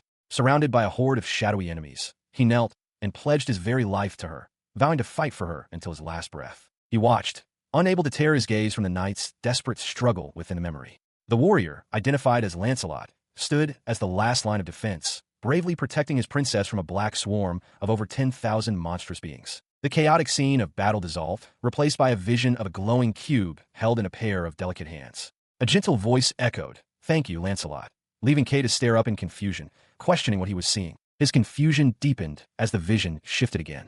He now saw the princess herself, her form ethereal, speaking to her loyal knight. She explained that her journey was at its end, and she prayed for the day a future knight would arrive, one possessing a perfect balance of strength, wisdom, and spirit. Her image began to fragment, like a corrupted memory. Acknowledging her own selfish request, she declared that she was entrusting her hope to him, the knight of the current age. The vision shattered completely, and Kay found himself back in the present, a single tear tracing a path down his cheek. He touched his face, bewildered by the involuntary display of emotion. He tried to make sense of it all, the confusing fragments of the past, the mystery of the cube, but his thoughts were a jumble. Yet, through the haze of bewilderment, one feeling was sharp and clear. The knight had entrusted something to him. He realized with certainty that this relic in his hand was part of that legacy. As this realization struck him, the pendant in his hand began to glow. A mechanical voice announced the activation and commencement of the bestowal of the Eye of God. In that instant, Kay understood intuitively what was happening. His consciousness was pulled away once more, but not to the battlefield. He saw a skeletal figure upon a throne as a countdown echoed, rapidly descending to zero. Within his fading awareness, he heard the princess's voice again, speaking of an eye that was given to her. The process completed. The intricate patterns in his eyes flared with light, and he felt a fundamental shift. A final thought, not his own, promised that these new eyes would transform his gray world, coloring it with vibrant, unseen details. Omachi groans, consciousness returning to him. He finds himself sitting on the floor of a familiar entryway, a dull ache pulsing through his body. Disoriented, he looks around and murmurs, "This is my house." He stumbles towards the bathroom, deciding to wash his face to clear his head. He wonders if the preceding events were just a dream, but something feels off with his eyes. Leaning towards the mirror, he notices a speck and thinks, there's some dust in my eye. As he stares into his reflection, the dust resolves into an impossible, intricate gear-like pattern swirling within his iris. A disembodied thought, not his own, echoes in his mind. This? He recoils slightly, asking aloud, "What is this?" In response, a transparent interface materializes in his vision. It lists his name, Amachi K, and his condition as good. Below that, a new skill is displayed, God's Eye, with an access level of 1. The display also details his stats, including a magic power of 5 and a 25% reflection rate across his attributes. His eyes widen in shock. "This is my status?" he exclaims. The realization hits him with overwhelming force. Then, everything that happened before, it wasn't a dream. The memory floods back, the ancient, skeletal figure on its throne, its voice echoing as it bestowed the power upon him. God's Eye granted, a wave of pure elation washes over him. "I did it," he shouts, clenching his fists in triumph. "Even me, the one with no abilities, I finally got a skill." He realizes that while it isn't a combat skill, he can leverage this new power to be a valuable support member. His thoughts immediately turn to his sister. "Nagi, I did it. I got a skill." With this new power, he knows he'll no longer be the one dragging his team down, the painful memory of his former comrades' disdain flashing in his mind. He stands resolute, the morning light filtering into the room. The memory of being cast aside is still fresh, but it only strengthens his resolve. "That's right," he affirms. This isn't a dream. His purpose crystallizes, a series of stark images flashing through his mind. The impending trial, the mysterious golden cube, and the most pressing concern of all, the worsening symptoms of his sister Nagi's illness. He clenches his jaw, a fire of desperation and triumph in his eyes. He had survived, and in doing so, he had secured it, 10 million. With the funds for his sister's treatment finally in hand, he sprints through the city streets, his every stride fueled by a single, urgent purpose. His sudden arrival at the hospital startles the doctor and nurse on duty, their expressions shifting to surprise. He stumbles through the entrance, breathless and battered, but with a triumphant grin. "Doctor," he gasps, "I did it. I've prepared the treatment fee." The doctor looks down, recognizing the exhausted young man as Keiamachi. Grabbing the doctor's arm, he pleads with him to begin Nagi's life-extending treatment immediately. The doctor advises him to calm down, explaining that preparations take time, but Kei presses him, asking how soon it can be done, insisting it must be as soon as possible. The doctor places a firm hand on his shoulder, asking for confirmation of his identity. "You are Amachi Kei, aren't you?" A confused Kei affirms his name, only for the doctor to shout it back at him with startling intensity. His intensity is explained as he directs Kei's attention to a nearby screen, informing him that an announcement regarding the golden cube is about to be made. Kei is taken aback, wondering what the doctor is trying to tell him. On the screen, a news report details the aftermath of the recent golden cube expedition. It was a catastrophe, with only 2 survivors out of 3, one of them being a man named Tanaka Issei. As the report mentions the Avalon Guild and questions of responsibility, a dreadful realization begins to dawn on Kei. The gravity of the situation is reflected in the horrified faces of the doctor and nurse. Piecing together the news report with the doctor's strange behavior, Kei voices the terrible suspicion forming in his mind. "Don't tell me. I'm supposed to be dead." Moments later, they are in a car. The man behind the wheel informs Kei that Nagi has already been transferred to a different hospital.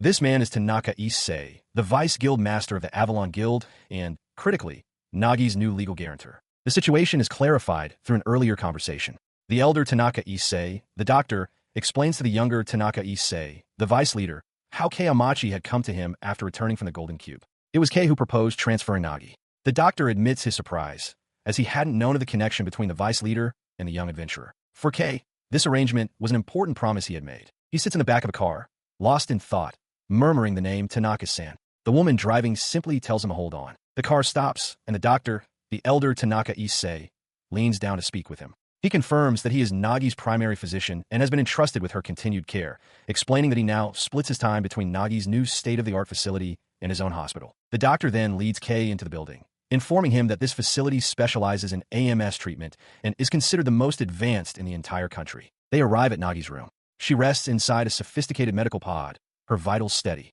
The doctor looks on with a reassuring expression, telling Kei that her condition is stable and he can be at ease. Overcome with relief, Kei presses his hand against the glass partition. The doctor tells him that if he has time, he should go visit the younger Issei, who would surely want to know that Kei is safe. Following the doctor's advice, Kei arrives before an immense, modern skyscraper. This is Avalon, the headquarters of Japan's largest guild association. He gazes up at the towering structure, struck by how different and more overwhelming it is in person compared to seeing it on television. Inside, he approaches the front desk. A receptionist greets him and asks his business. He nervously states that he has come to meet with Tanaka Issei. He stands before the reception desk of the Avalon Guild headquarters. The receptionist, a woman with long, light hair, politely requests his name and identification. Kei nervously presents his card. After a moment, she confirms his identity as Amachikai and asks if he is the vice guild master Tanaka's guest. Kei quietly affirms. The receptionist informs him that Tanaka is on his way and asks him to please wait at a designated seating area. Kei remains tense, his gaze fixed ahead. Suddenly, the doors burst open and a man wearing glasses and a suit rushes in, shouting Kei's name, Kai-kun. The man, looking frantic, collapses at Kei's feet, sobbing with relief that he is alive and well. Overwhelmed with emotion, the man continues to weep on the floor, clutching his chest as he repeats, "You were alive." As Kei stares down, bewildered, the real Tanaka Issei appears in a nearby doorway. His demeanor is calm and collected as he observes the scene, remarking to Kei that it seems the choice made during the final trial was not a mistake after all. His attention is drawn to a metallic collar around his own neck. A chilling realization dawns on him. He had tried to speak about the room of God, but found himself physically unable to. He wonders if this collar is the reason why. Tanaka approaches, asking if something is wrong, but quickly moves on. He states that although Kei ultimately achieved nothing, he shouldn't worry about his sister, Nagi. Tanaka assures him that they will continue to look after her. He then adds that this outcome is only natural and firmly states that he has no intention of going back on his important promise to Kei. The reassurance catches Kei by surprise, his eyes widening. As Tanaka places a hand on his shoulder, Kei thinks to himself that even though he survived, he cannot cause them any more trouble. He must accept the situation as it is. He stands with his head bowed as Tanaka Issei places a reassuring hand on his shoulder. Tanaka acknowledges that he understands everything Kei has done for Nagi's sake, but insists that he no longer has to bear that burden alone. Leaning closer, Tanaka's expression is confident as he makes an offer to rely on them, as his new companions. The offer hangs in the air. Kei's gaze remains fixed on the floor, his hair shadowing his face. Before he snaps his head up, his eyes wide with stunned surprise. Overwhelmed, he suddenly drops into a deep, formal bow before Tanaka. With all his might, he shouts his plea, asking them to please take care of Nagi. Tanaka looks down at the boy's bowed head, his expression softening. He accepts the responsibility without hesitation, telling Kei to leave it to him. The formal agreement is sealed.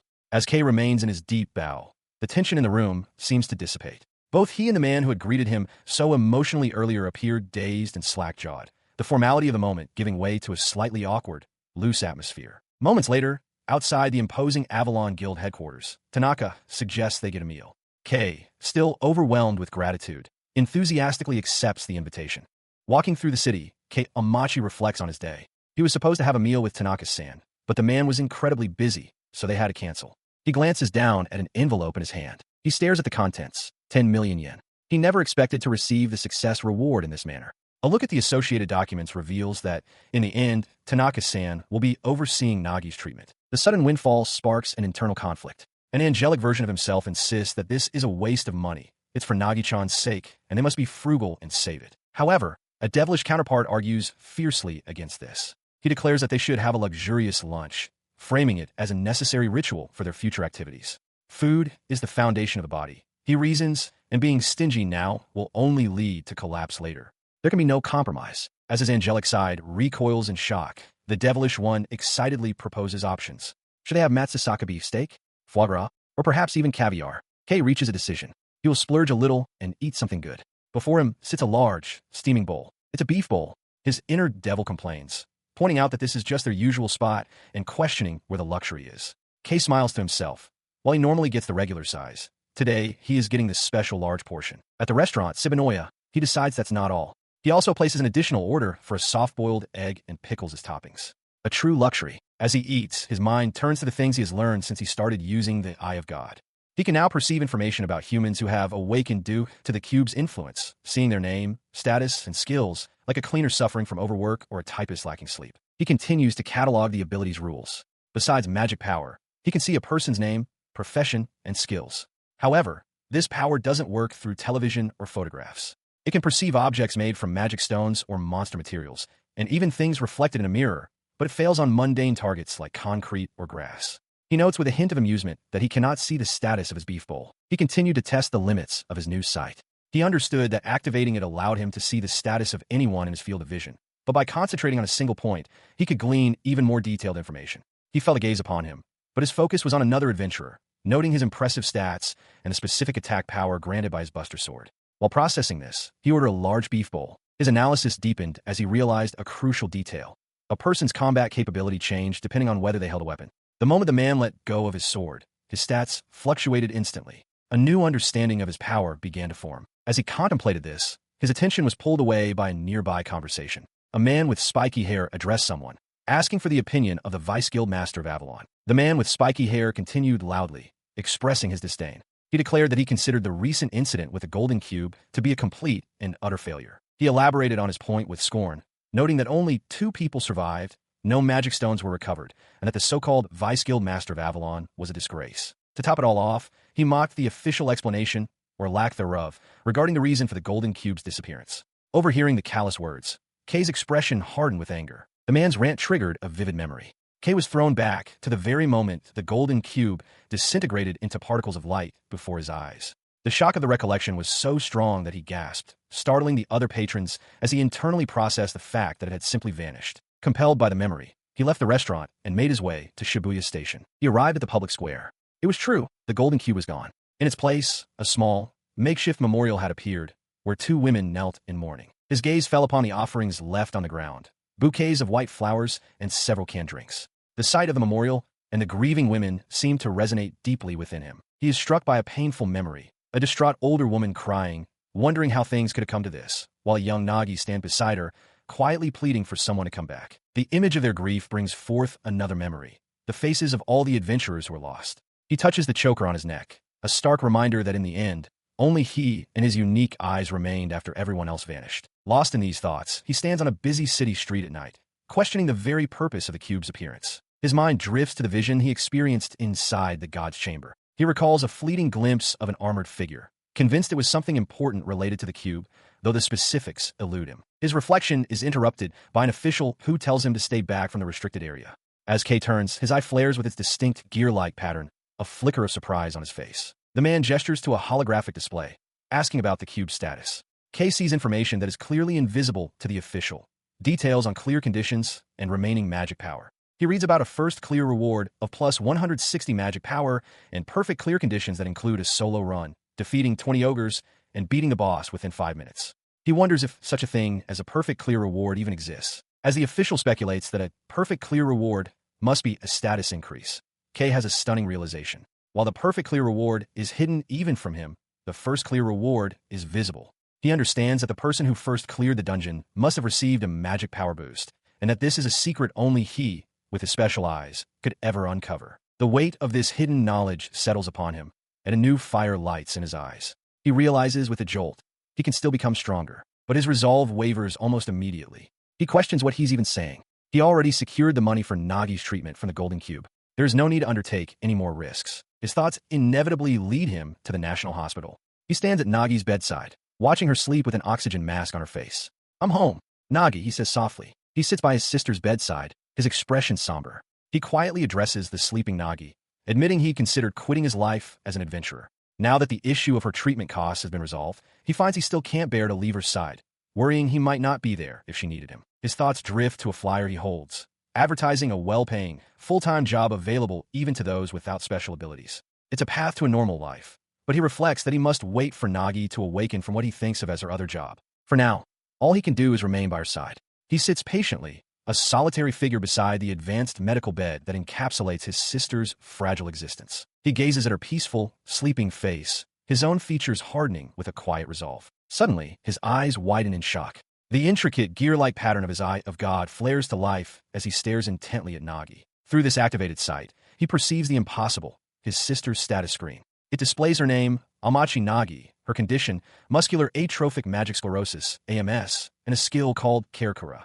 He is stunned to see her stats, which are incredibly high. He reels from the revelation. The skill Quirce is a type of healing magic, one that converts her own magic to heal others, an ability he finds perfectly suited to her kind nature. He realizes with a jolt that if not for her illness, she would be. The thought trails off as he recognizes her power as being so very Nagi-like. His focus shifts desperately to the details of her illness, searching for a treatment method.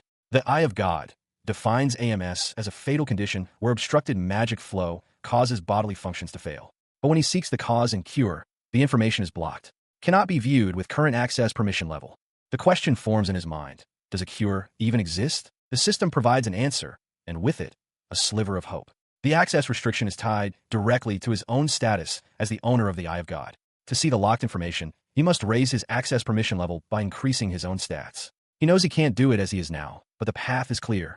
If his stats go up, he can unlock the truth. This realization changes everything. He rises from his chair, a new fire in his eyes, as he looks down at his sister.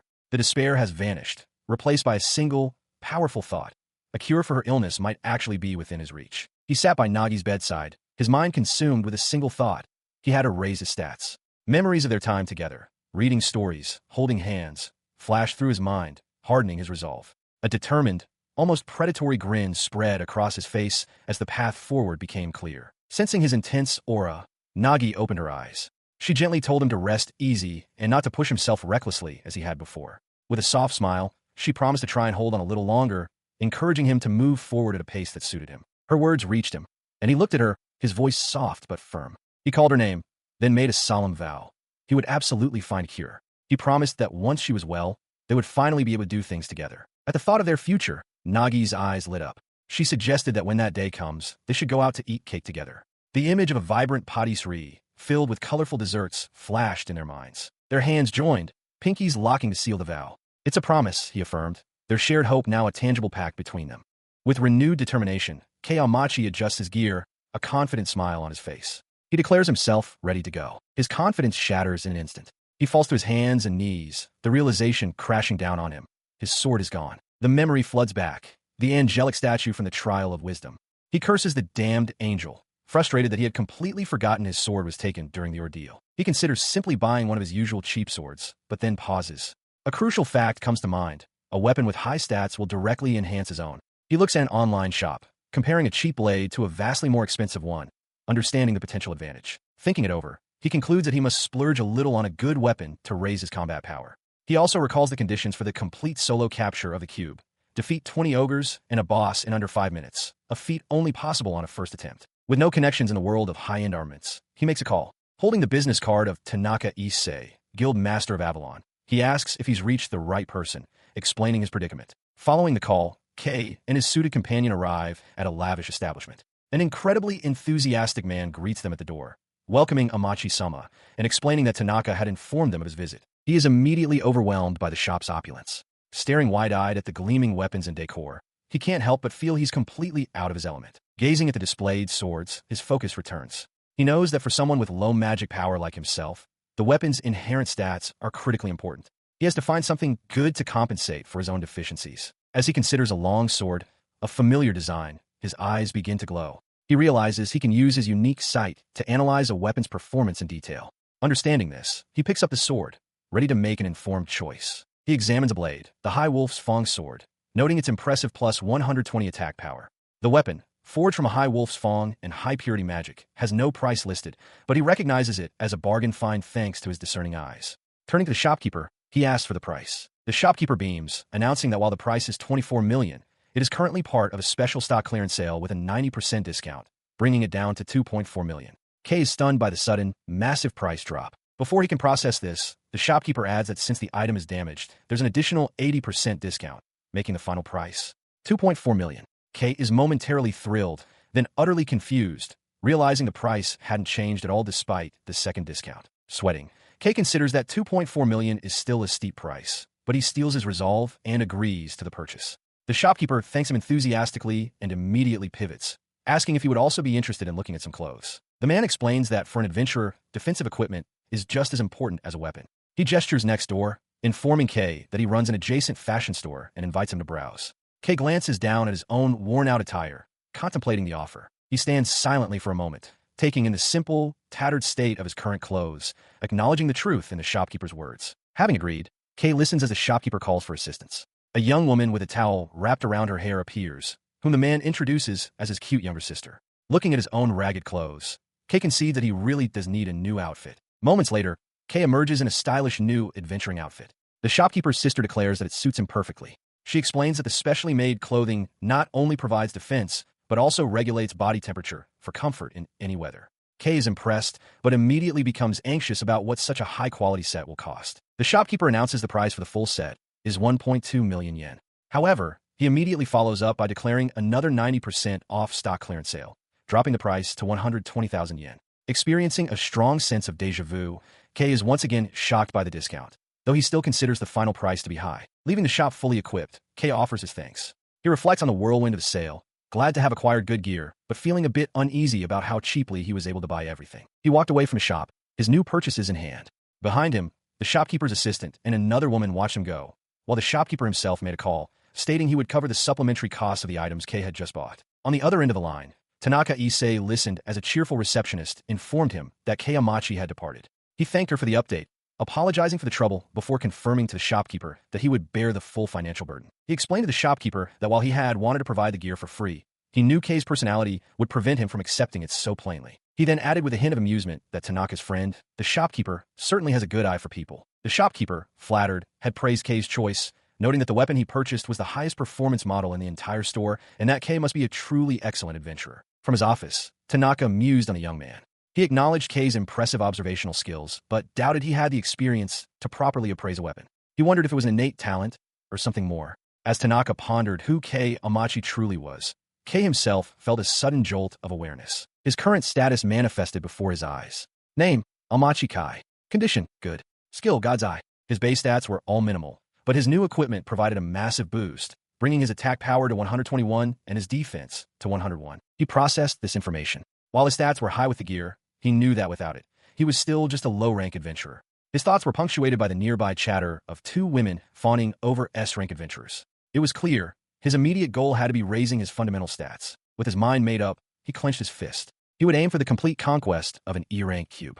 For someone looking to raise their stats from his current level, that difficulty was the perfect place to start. However, As he reviewed the guild conquest regulations on his device, his determination hit a wall. He remembered a critical rule. Solo conquests are strictly forbidden. He was stymied by the rules of the Dungeon Association, the very institution whose regulations were designed to protect adventurers. To minimize casualties, the association strictly forbids solo conquests. This rule, they claimed, drastically increased the survival rate for those injured inside a cube. As he considered the details, the path forward seemed impossible. The primary condition was that a party must consist of at least 3 adventurers whose rank was equal to or higher than the cube's. For a C-rank cube, that meant 3 C-rank adventurers. If that condition was met, they could bring along any number of lower-rank members. But as an unranked adventurer, the lowest of the low, he could only participate in E-rank cubes, and he had no party to join. This specific regulation was a matter concerning the rank of the cube itself. Of course, in this world, there were exceptions to such rules, special cases known as transcenders. But that was a story for another time. For an ordinary adventurer like him, the penalty for violation was severe, the stripping of his adventure qualifications, and possibly even a criminal sentence. The realization struck him with crushing weight. If he lost his license, he could never enter a cube again. This meant he would lose the only means of raising his stats, and therefore, any hope of finding a cure for his sister's muscular atrophic magic deficiency sclerosis. He stared at his own face on the identification card, lost in thought, the bureaucratic hurdles feeling more insurmountable than any monster. But then, a fire ignited within him. He had already risked his life once. He roared inwardly that he wouldn't be discouraged by something as trivial as having his license revoked. He would do it. He would ignore the rules and attempt a solo conquest. A sly, determined glint entered his eye. If he got caught, he thought he would just have to throw himself at the mercy of Tanaka-san. It was a calculated, almost nihilistic risk. With his mind made up, he pulled out his phone. He reasoned that E-rank cubes offered poor rewards and were not often accepted, so the chances of running into other adventurers were low. To be safe, he wanted to avoid any chance of being double-booked. All he had to do now was find an unbooked E-rank cube. His plan, however, faced a significant obstacle. As a point of concern, the Dungeon Association dispatches patrol officers to prevent cube collapses. These teams are tasked with inspecting any unbooked cubes at least once a month. He knew he had to avoid any run-ins with these patrol officers. With this in mind, he scrolled through a map on his device, searching for the perfect location. His criteria were specific. A rural area where the regular patrol had recently concluded, situated neither too close nor too far from Tokyo. He considered several options, including Shibata Village and Tarara City, before refining his search. He needed a location with an unpopular E-rank cube, one that few adventurers ever attempted to conquer. His search led him to one such place, Yanaki Village. Under the light of a full moon, the small town rested peacefully, its lights like fallen stars scattered across the valley floor. Gazing out at the tranquil scene, Nagi stood silently, the night breeze gently rustling her long hair. The bus doors had shut as Kayamachi waves goodbye, thanking the driver. Stepping into the fresh air of the countryside, he stretches and takes a deep breath, remarking on how clean and beautiful it is compared to the city. His moment of peace is fleeting as he reflects on how he hasn't been able to visit places like this, having been far too busy for a long time. He walks onward, his expression shifting from wistful to determined. Walking alone on the rural road, he tells himself to stop being nervous. He had gotten worked up over nothing. His thoughts turn to his true purpose. While his sister Nagi's life-extending treatment has begun, her AMS symptoms have not vanished. He knows he must raise his status and find a cure for her as quickly as possible. Ahead, a sign warns that unauthorized personnel are forbidden from proceeding toward the cube. He spots his destination through the trees and exclaims, "There it is." He breaks into a run, rustling through the undergrowth. He arrives, standing before a massive, monolithic white cube that towers over him in the quiet forest clearing. He covers his face, thinking, this cube's periodic survey just ended 3 days ago, so no one else should be coming here for a while. That was one thing, but there was something else he needed to confirm. As if responding to his thoughts, information materializes on the cube's surface. It displays the dungeon's status. Remaining mana 320/750, conquest difficulty year rank, and list rewards. Most critically, it details the complete conquest conditions to defeat the boss in a state where the dungeon has never been conquered before. He looks relieved, realizing that no one has achieved a complete conquest yet. This was something he had to see for himself. The conditions are clear, a solo conquest. He notes the other requirements: defeat 100 blue bears and then the boss within 5 minutes. It confirms his strategy. He considers his target for this conquest, the blue bear. He knows the creature is weaker than a goblin, but the requirement to defeat 100 of them promises a long, drawn-out battle. Normally, adventurers ignore them since they drop so few magic stones. Despite the tediousness of the task, he steels his resolve. All right, solo conquest. Let's begin, he declares, stepping toward the E-rank cube. He also recalls an item he purchased, thinking it might come in handy. He materializes inside a cavern of ice. A cave. He observes. He notes that this is the typical habitat for blue bears, so the environment is exactly as he expected. Venturing deeper, he recalls the creature's habits. Blue bears tend to gather near pools of water. He reasons that if he follows the sound and flow of water, he can anticipate where they are most likely to appear. His theory quickly proves correct as a small, bear-like monster emerges from behind an icy pillar. There it is, he spots it. A blue bear. He watches as a second one appears.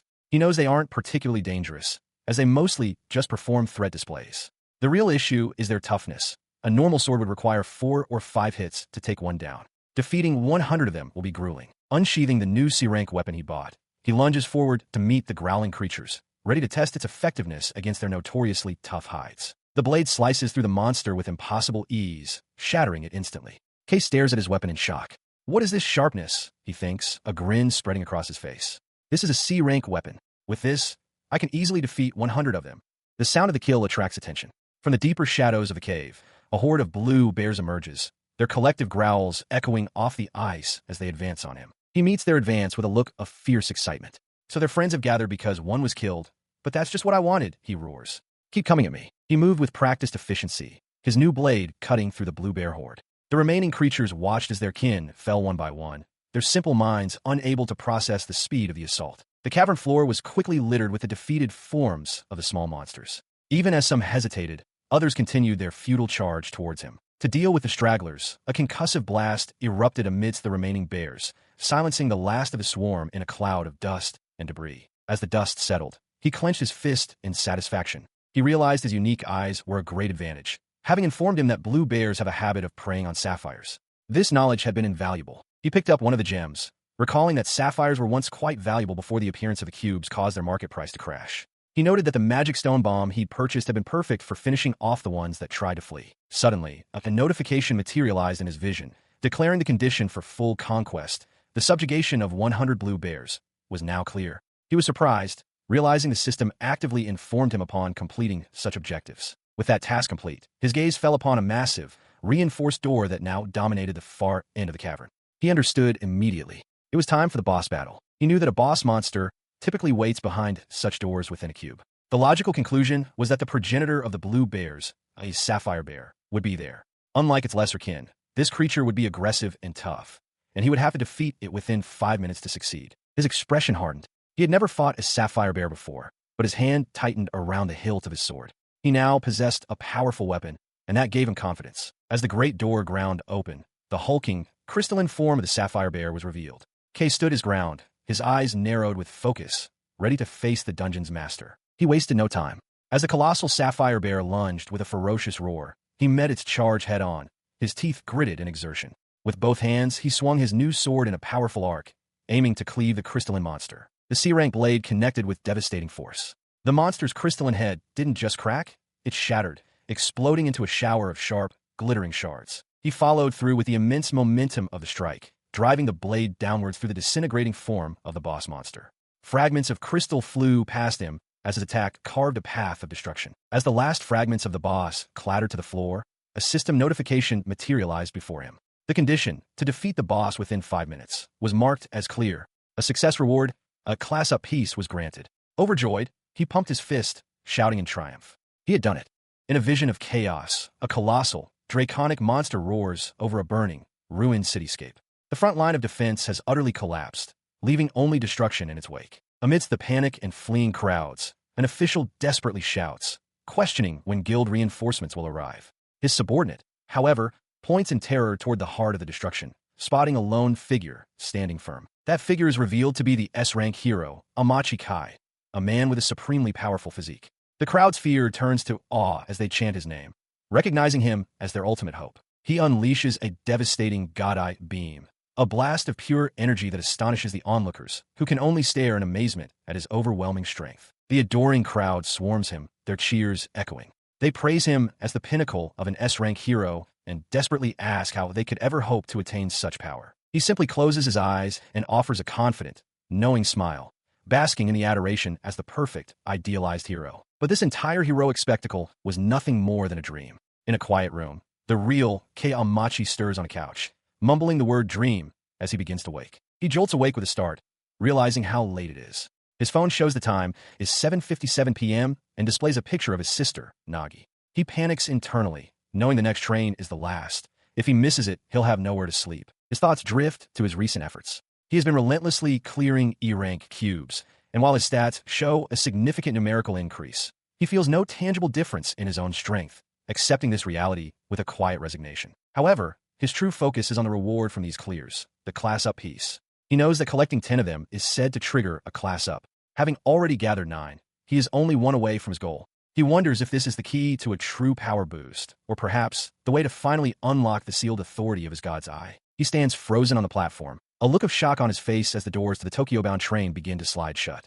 An automated announcement warns that the doors are closing, but the sound is distant. Nearby, a young woman in a school uniform stands quietly. Snapping out of his stupor, he makes a desperate dash forward, shouting for the train to wait, but the doors slam shut just before he can reach them. He can only watch, hand outstretched in futility, as the train begins to pull away from the station, its lights fading into the darkness of the night. The crushing realization hits him. It's over. He's missed the last train, confirming his fate. He'll be sleeping outdoors tonight. Slumped over his bag in utter defeat, he fails to notice the same young woman from the platform approaching him from behind. She stops beside him, her expression unreadable in the dim light. Tentatively, she speaks, asking if he is all right. At the sound of her voice, he looks up, his eyes widen in disbelief as he stares at her face, a single, whispered name escaping his lips. Nagi. His confusion instantly morphs into frantic concern. He grabs the girl, demanding to know why she is in a place like this, and questioning if her health is truly good enough for her to be walking around. The girl seems startled, but remains composed, urging him to calm down. She insists that he must have mistaken her for someone else, then introduces herself clearly. I am Nagisa. Nagisa Mai. Her words stop him cold. He realizes she must be right. The person he was thinking of couldn't possibly be here. As his ability activates, it confirms the truth. Name, Nagisa Imai. Condition good. This is not the Nagi he knows. He remained frozen, staring at the girl who was a perfect double of his sister. She broke the silence, her eyes wide with hope as she asked, "Excuse me, are you perhaps a conqueror?" Her face crumpled with relief, tears welling in her eyes. She exclaimed that she was so glad, believing the application had finally arrived and that the investigation of her village's cube was about to begin. His confusion only grew. He gently explained that he had just been exploring a nearby cube without permission and knew nothing about any official application. The hope immediately drained from her expression. He apologized for not being able to meet her expectations. Turning away, he promised to contact the association on her behalf once he returned home, but her downcast face showed her deep disappointment. As he started to run, intent on finding a way back, she called out to him, pointing out that the train he had just seen leaving was the last one for the night. The realization hit him with full force, stopping him dead in his tracks. Seeing his despair, she offered a solution with a small, hopeful smile, suggesting she could guide him to her village nearby. After a walk through the darkness, she gestured ahead to a small settlement nestled in the hills. "We've arrived," she announced. "This is the village where I live." The place was called Yanaki Village. She explained that while it was a remote, quiet place by day, it was named for the sounds of the mountain creatures that enlivened the darkness at night, giving it a night cry quality. He remarked on the village's beauty, wishing aloud that he could show it to Nagi. Her curiosity piqued. She recalled how he'd been mistaken for someone else earlier and asked directly, "Do I look like her?" He turned to her, his expression softening as he confirmed her suspicion. "Yeah," he said. "She's my little sister. You look a lot like her, though she's younger than you." He listens as Nagisa, with a bright smile, suggests that he should bring his sister to visit her sometime. She mentions they have festivals and other fun things to do. Lost in thought, Kate quietly agrees, promising he will. Their quiet moment is shattered by an angry shout. A stout, bald man, flanked by 2 others, emerges from the darkness, pointing accusingly at Nagisa. He demands to know her intentions for bringing an outsider to their village. Nagisa quickly steps between Kei and the villagers, her expression turning defiant. She insists it's a misunderstanding. The man simply missed his train, and she is only offering him a place to stay for a single night. Her defense is met with a furious glare from the leader, who snarls, accusing her of summoning the investigation team.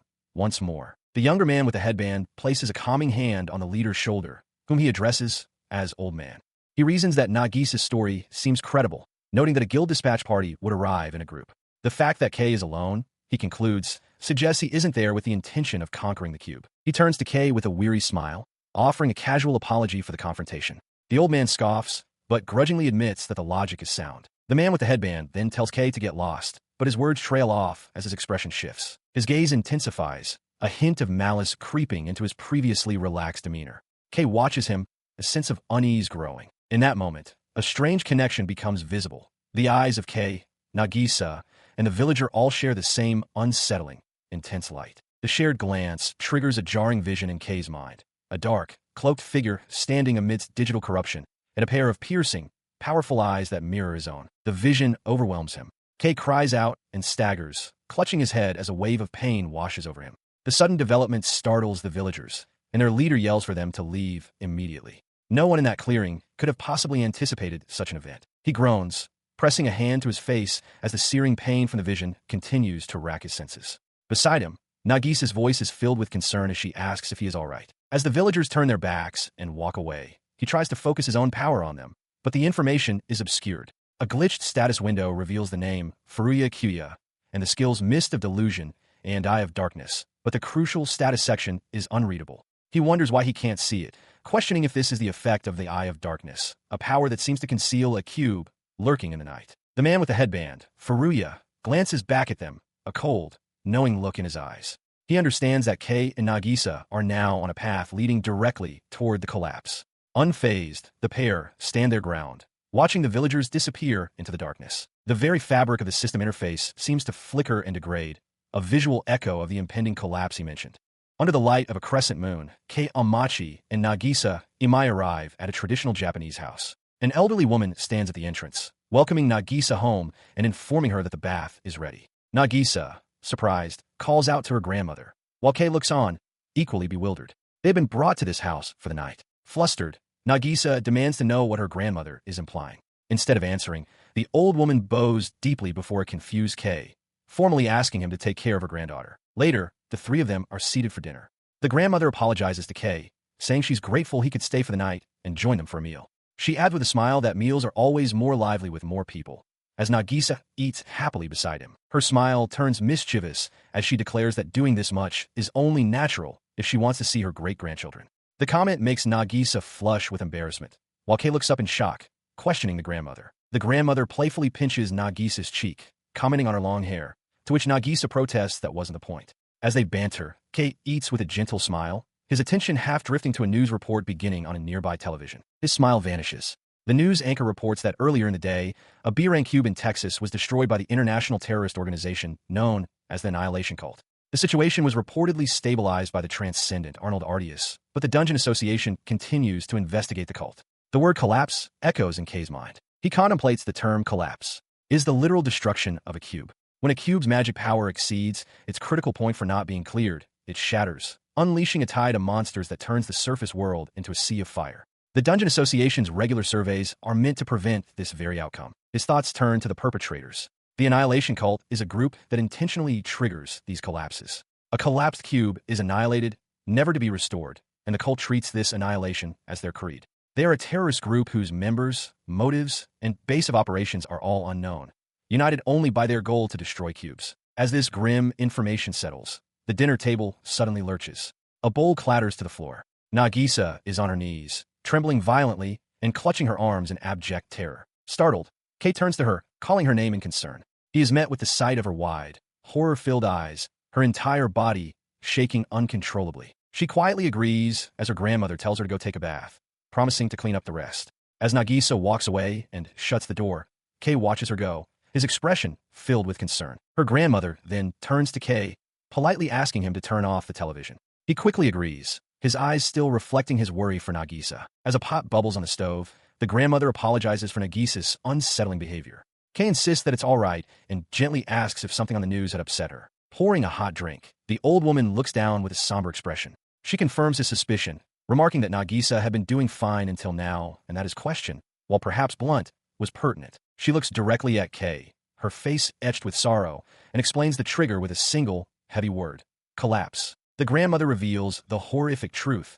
Nagisa had been forced to watch as her own parents were devoured by monsters while shielding her during a cube collapse in the city where they lived. She continues, explaining that 3 years ago, Nagisa's parents, her son, and his wife, lived happily as a family of 3 in the city. After the tragedy, a heartbroken Nagisa lost her smile, and the grandmother took her in to live with her in Yanaki village. The grandmother's voice softens with pride and sadness. She calls Nagisa a strong child who, for the sake of the parents who saved her, managed to overcome her cruel past and learn to smile again. As Nagisa sits in the bath with a look of quiet resolve, her grandmother explains that until recently, she had been living peacefully, able to hear news of cube collapses without being disturbed. Her hands resting on the table, the grandmother concludes with a troubling new piece of information. This extreme reaction is a new development, something that only started happening in the last few months. She continues her explanation, recounting how she contacted the Guild Association after Nagisa claimed to have seen the cube. An investigation of the site was launched. Nagisa stands beside her, face hidden by her hair, while the villagers who had confronted them earlier, the elder, the man in the suit, and the young man with the headband, look on with hardened expressions. However, upon reaching the clearing in the woods, the investigators found nothing at all. The group stands in the vast, empty space, dwarfed by the surrounding forest. Because of this, the guild eventually dismissed the case as a prank and ceased all communication. Nagisa is shown on the phone, her voice tight with desperation as she repeatedly requested further investigation, only to be ignored. The investigation being cut short led the other villagers to resent Nagisa, treating her as a nuisance. The elder's face is a mask of weary irritation as Nagisa stands alone in the distance, completely isolated. The grandmother explains that now, more than ever, Nagisa needs a pillar of support in her life. The image shifts to Nagisa curled up alone in a room, a portrait of profound loneliness. Her hands clasped tightly on the table before her, she finishes her story with a simple, pleading, and so, she then bows deeply before Kei, a desperate plea for him to look after her granddaughter. As Kei looks down at the prostrating woman, Nagisa watches from the side, tears streaming down her face. Later, he lies on a futon, staring at the ceiling. The word collapse echoes in his mind as he contemplates the heavy situation he's been drawn into. A sliding door opens, and Nagisa, now in casual clothes, stands in the doorway. She apologizes to Kei for her earlier outburst. He sits up, reassuring her it's fine and explaining that her grandmother told him everything about her parents and her repeated, dismissed investigation requests.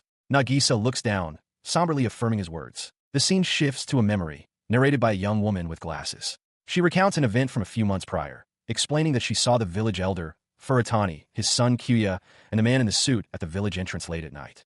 She emphasizes that she saw them looking panicked as they rushed deep into the mountains. The story shifts to a flashback, with Nagisa Imai recounting the events. She explains that she felt something was terribly wrong, and so she decided to follow the suspicious villagers, including Furatani and his son Kyuya. Her eyes widen with the memory as she declares that she saw them. In the past, a younger Nagisa appears from behind a tree, her face filled with fear as Furatani shouts in alarm, having been discovered. From her hiding spot, she watched as the group of villagers stood before the immense, glowing surface of the cube in the dark forest. The memory was terrifying. Later that night, Nagisa tossed and turned in her bed, tormented by the fear that the cube's collapse might happen again. She tried to console herself with the thought that the guild would surely arrive soon, believing Furatani and the others would report their discovery. But the village elder had no such intention. Over a communication line, Furatani publicly addressed the village, dismissing the situation as mere bare sightings and telling everyone to take their own precautions before signing off. Following the cover-up, Nagisa was confronted by the very men she had seen. She stood before them, small and alone. She tried to reason with them, stammering to Kyuya that she had seen them the night before, that she witnessed them find the cube. His response was swift and menacing. Kyuya leaned in close, his face a mask of cold fury, and ordered her to keep quiet and tell no one. He continued his threats, questioning if she intended to cause chaos in the village. He insisted they had it under control and would contact the association if needed, his aggressive posture leaving Nagisa trembling with fear. Back in the present, Nagisa finishes her story to Kei over the phone. She explains that she pleaded with them to request an investigation team, but they refused. She confesses that she felt they were planning something far worse than simply concealing the cube, a serious crime in itself. The cube, she adds, was never found again. As he listens, Kei's face is cast in shadow, his eye glowing with a familiar, dangerous light. He listens as Nagisa continues her story, recounting how her attempts to get answers were stonewalled. When she confronted Furatani, he brushed her off, claiming she was mistaken. In time, she explains, both the official investigation team and the other villagers stopped believing her. Her voice trembles as she explains that as everyone began to call her a liar, only her grandmother continued to trust her. Even so, she clenches her fist, a tear falling on her hand. Despite the betrayal, she cries out with fierce determination, her primary desire still being to protect everyone in the village. She recalls the past, remembering how the villagers, even the gruff Furatani, had been kind and welcoming when she first arrived, offering her comfort and food. It is that memory of their kindness that fuels her, as she declares again her wish to protect them all from the cube. Listening to her heartfelt plea, Kei looks on with a quiet intensity, recognizing the immense strength within her. He sees her kneeling, head bowed in sorrow. He understands that despite her terror of the cube, she has been fighting this battle entirely on her own, all for the sake of the very people who turned against her. His gaze lowers as he clenches his own fist, a question forming in his mind. Could he truly leave her to face this alone? The answer is immediate and absolute. He cannot abandon her. A fierce, determined smile spreads across his face. He looks directly at Nagisa and makes a decision, proposing they investigate the vanished cube together. Under the crescent moon, a new alliance is forged. With renewed purpose, Kei throws a fist in the air, enthusiastically declaring the start of their cube exploration. Nagisa Imai, standing beside him, echoes his excitement with a cheerful cry of her own. However, their departure is not unnoticed. From behind a thick tree trunk, Kia Furia watches them with intense, suspicious eyes. In the distance, Nagisa can be seen walking away from the village alongside the elder, Furatani. At the edge of the village, Kei asks Nagisa if she would be willing to guide him to the place where the cube was located. She gives a simple, firm yes. As they walk off into the fields, the village elder, Furatani, watches their retreating forms with a grim expression, a sharp scythe resting on his shoulder. They enter a wooded area. Nagisa points the way, explaining that this is the mountain path, and somewhere ahead is where the cube was. Kei looks around, a sense of unease on his face. The path opens into a wide, empty clearing. Nagisa stands small in the vast space, confirming that this was the place. The cube should be here, but there is nothing. Sensing her disappointment, Kei places a hand on her shoulder. He encourages her, saying they should start by searching the area. He reminds her that the mountain is large, so they must be patient and thorough. Nagisa turns to him, her expression earnest, and asks why he's going to such lengths to help her. Kei crouches, looking away as he considers his answer. He mentions that while he feels some obligation after she let him stay the night, there's another reason. He just can't bring himself to leave her to face this alone. He begins to explain, recounting a memory of a family trip to a swimming pool with his family of 4. Nagisa listens intently, a flicker of understanding in her eyes. He reveals the true reason for his empathy. He knows the terror of a cube collapse firsthand. Unluckily, the cube in the district they were visiting collapsed, unleashing a flood of monsters.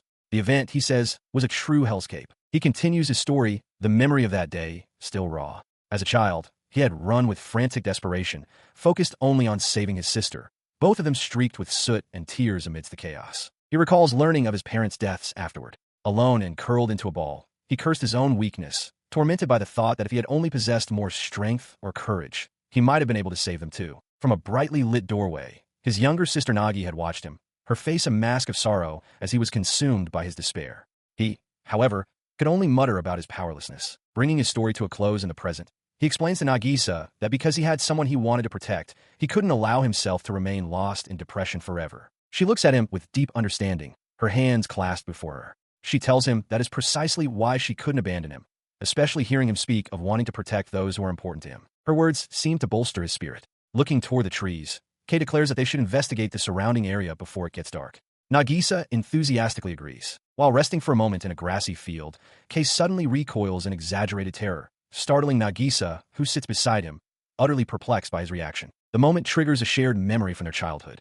A younger, bolder Kei had tried to retrieve something from a beehive for a young Nagisa, only to be chased relentlessly by the angry swarm, creating a comical, if painful, memory. Back in the present, their search along a forest path has yielded no results. Nagisa reports their lack of findings, but then muses that since there are other mountain trails, the cube could potentially be elsewhere. Nagisa quickly adds that they won't get lost because they have a landmark. She points to a large, moss-covered stone carving of a face, identifying it as the village's famous Jinmansiki, the human-faced rock. On a path through the woods, Nagisa points towards a stone carved like a human head. She tells Kei that she saw the Furatani group take a mountain path behind this very stone. Kei looks at it, asking if this is the changed stone they were told about. He continues, remarking that if they're talking about a human-faced stone, the other one they saw earlier looked more like a face. To him, the object of their attention is just an ordinary, cracked rock. He wonders aloud why it's considered so distinctive as the forest path stretches on. Confused by his statement, Nagisa asks, "Huh? Where?" She and Kei exchange a look, a silent misunderstanding passing between them as they perceive the same object in completely different ways. The memory of that strange moment lingers. Later, as night falls, Nagisa stands alone in the woods, her flashlight beam cutting through the darkness toward a small, isolated building. She thinks back, realizing that Kei showed no surprise or curiosity when looking at the stone head. It was an odd reaction, she muses, as there shouldn't be any other stone this distinctive in the area. Her thoughts continue to race. She recalls Kei saying the opposite, that there was a changed stone next to the one she was looking at. A sudden sound, a foot stepping firmly on the forest floor, causes her to whip around, startled. A horrifying realization strikes her. She covers her mouth, her eyes wide with shock. This stone, it can't be, she thinks. There's only supposed to be one in the village. She understands now. Until she touched this stone, she couldn't even perceive it. She was being shown an illusion. Her gaze darts to a different, broken stone nearby. If that one was a fake, does that mean this one is the real one? She looks back toward the path where Kay is, a new terror dawning on her face. Staring past the true stone marker and down the dark, ominous path, the full implication hits her. That means further ahead, her eyes widened in the dim forest light, a horrified realization dawning on her. No, it can't be, she thought, standing frozen amidst the trees. The source of her dread loomed before her. A colossal, perfectly smooth, black monolith, its unnatural form a stark and silent anomaly in the woods. A choked gasp escaped her lips as she finally named the object of her terror. The cube. The pieces clicked into place with horrifying clarity. She realized it truly was here, and that someone had intentionally hidden it. A surge of urgency shot through her. She had to warn someone, and quickly. Just as she turned to flee, a hand shot out from the shadows, grabbing her. A cold voice spoke, intent on preventing her from revealing what she had seen. She was violently spun around, a hand clamped firmly over her mouth. It was Kyuya Furuya, his eyes wide with a mix of shock and anger. He questioned how she could have found this place, revealing that his own skill was supposed to have kept it concealed. Nagisa struggled against his iron grip, her muffled pleas desperate. Kyuya-san, stop this, please. She tried to make him understand the gravity of the situation, warning him that if this continued, the cube would collapse and bring disaster upon everyone in the village. His response was chillingly indifferent. So what, he sneered. Nagisa froze, her mind reeling from his absolute lack of concern for the lives of their people. Kyuya tightened his hold, his voice dropping to a cruel whisper. He explained that this village is a noble sacrifice, a necessary price to gain recognition from a certain powerful individual. It can't be helped, he declared, sealing the village's fate. She could only listen in horror as Kyuya's face twisted in a self-righteous fury. He raved that the old villagers were the ones in the wrong, that even his own father had willingly cooperated with the plan to profit from a cube. He screamed that he was forced to do the dirty work, insisting his actions were correct and that he had done nothing wrong. The world itself, he declared with maddened eyes, was what was truly mistaken. His tirade was cut short as Nagisa noticed something else. A dark, spreading stain materialized on the surface of the cube. She stared, a flicker of recognition in her eyes, as Kyuya leaned in close. Wrong, he murmured, as she wondered aloud if their parents had returned. The memory solidified in her mind. She had seen this before. This was not the return phenomenon. Her fear was confirmed as the dark corruption spread across the landscape, revealing the silhouette of a towering, dark city within the static. The village elder, Furatani, suddenly appeared before them, his face grim. You too, he began, as Nagisa covered her mouth in shock. Before Furatani could finish, the ground beneath him erupted. A monstrous, hulking beast of shadow and viscera burst forth, its maw dripping and its eyes glowing with malevolence. The elder's face contorted in pure terror as he screamed a single, desperate warning. Run. Inside a quiet room, Kayamachi sits with a grim expression, a tool resting beside him as he finishes some unseen work. His mind is focused, piecing together the unsettling events in the village. He recalls the person responsible for this situation, remembering a moment with Nagisa. They stood before a large stone monument that had been concealed by a skill, a deception only his unique eyes could penetrate. The realization strikes him, his eye glowing with power. The skill used on that rock is the same one Kyuya Furatani possesses. Based on Nagisa's story, he is certain Kyuya is plotting to monopolize the cube. Kay resolves to investigate the other mountain path and immediately report his findings to the association. He thinks of Kyuya's skills, the eye of darkness and mist of delusion, and decides he must keep Nagisa away from the man, sensing a profound danger. The true nature of Kyuya's power remains a disturbing mystery. Suddenly, a terrifying roar shatters the silence. Kay jolts, his eyes wide with alarm. He recognizes it's not a human cry. It's something monstrous. Outside, the village elder screams in panic. A massive monster has appeared. He shouts that the cube has collapsed and orders everyone to evacuate immediately. Reacting to the chaos, Kay spots the villagers fleeing. He calls out for Nagisa, then turns to the grandmother, urging her to get to safety while he contacts the association. The old woman looks back, her face etched with worry. The creature is an orc, a D-rank monster with a danger level equivalent to C-rank. As Kay analyzes its stats, he realizes its power is far greater than the blue bear he fought before. He questions if he has what it takes to defeat it, while Nagisa is shown frozen in fear. He turns to the grandmother with a look of fierce resolve. It's okay, he shouts, promising to find Nagisa and telling her to evacuate. He knows his stats are superior. He must be able to win. Below, the orc's thick hide deflects an attack from another villager. Kay lunges forward, his blade a silver arc, recognizing the orc's thick body fat as a major defense. He formulates a plan. Cripple its legs to break its stance, then go for the neck. His sword bites deep into the monster's thigh, drawing a spray of dark blood. He stared in disbelief. Another one? As the second orc swung its massive arm in a wide, devastating arc, a single thought screamed through his mind. He He had to get out of the way. He threw himself aside, just in time. The creature's powerful blow missed him entirely, crashing into a nearby tree with a thunderous impact that sent with splinters flying. The orc paused, momentarily perplexed by its miss. The abrupt movement, however, sent a sharp, pained shooting through his leg. He landed hard, clutching his limb as he cursed his own mistake. He had meant to leap away, but his untamed magic power had surged uncontrollably into his leg, preventing him from executing the move properly. He finally understood. It was a known phenomenon. Awakened individuals typically require a long period to gradually master their magic. But K's growth had been anything but gradual. Just days ago, his magic power was at a minimum of 5. Now, it had surged past 200. His body and senses hadn't had time to adapt to such a rapid increase, leaving him unable to properly command his newfound strength. Standing before a brutish orc, Amachi feels the profound changes coursing through his body. He realizes this transformation is an opportunity. With his newly enhanced leg strength, he calculates that he can bypass the creature's defenses and strike directly at the vital spot on its neck. He leaps with explosive power, but slightly overestimates the force required, flying just past his target. Twisting in midair, K understands he needs to dial back his output to achieve finer control over his movements. Having found his rhythm, he moves with newfound precision. A sense of confidence washes over him as he realizes he's getting the hang of it, now able to effectively dispatch the orcs threatening the area. From a hidden vantage point, K spots another villager in grave danger. A hulking orc looms over the fallen man, its massive fist raised to deliver a crushing blow as he screams for help. Saved from certain death, the man sits up, exhausted but immensely relieved. He looks up at K, stammering his thanks and identifying himself as Furatani Kuya. K, remaining vigilant, urgently tells Kuya to evacuate immediately. The instruction leaves Kuya completely bewildered, staring back with a blank huh. K explains his plan. He will fight to create an opening for everyone to escape, adding that he still needs to find Nagisa. Kuya scoffs, telling him to just abandon them and run. At that moment, the village elder appears, praising Kuya as a capable fighter and suggesting they leave together. Kuya then makes a shocking confession. He was the one who collapsed the cube, instigated by someone who, unlike the village elders, recognized his talent.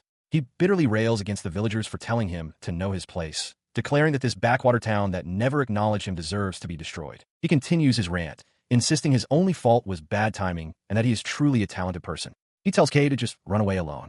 K listens silently before firmly stating his own intention. He will continue to rescue Nagisa and the other villagers. Kuya snaps back, mockingly asking who would protect K in such a dangerous situation.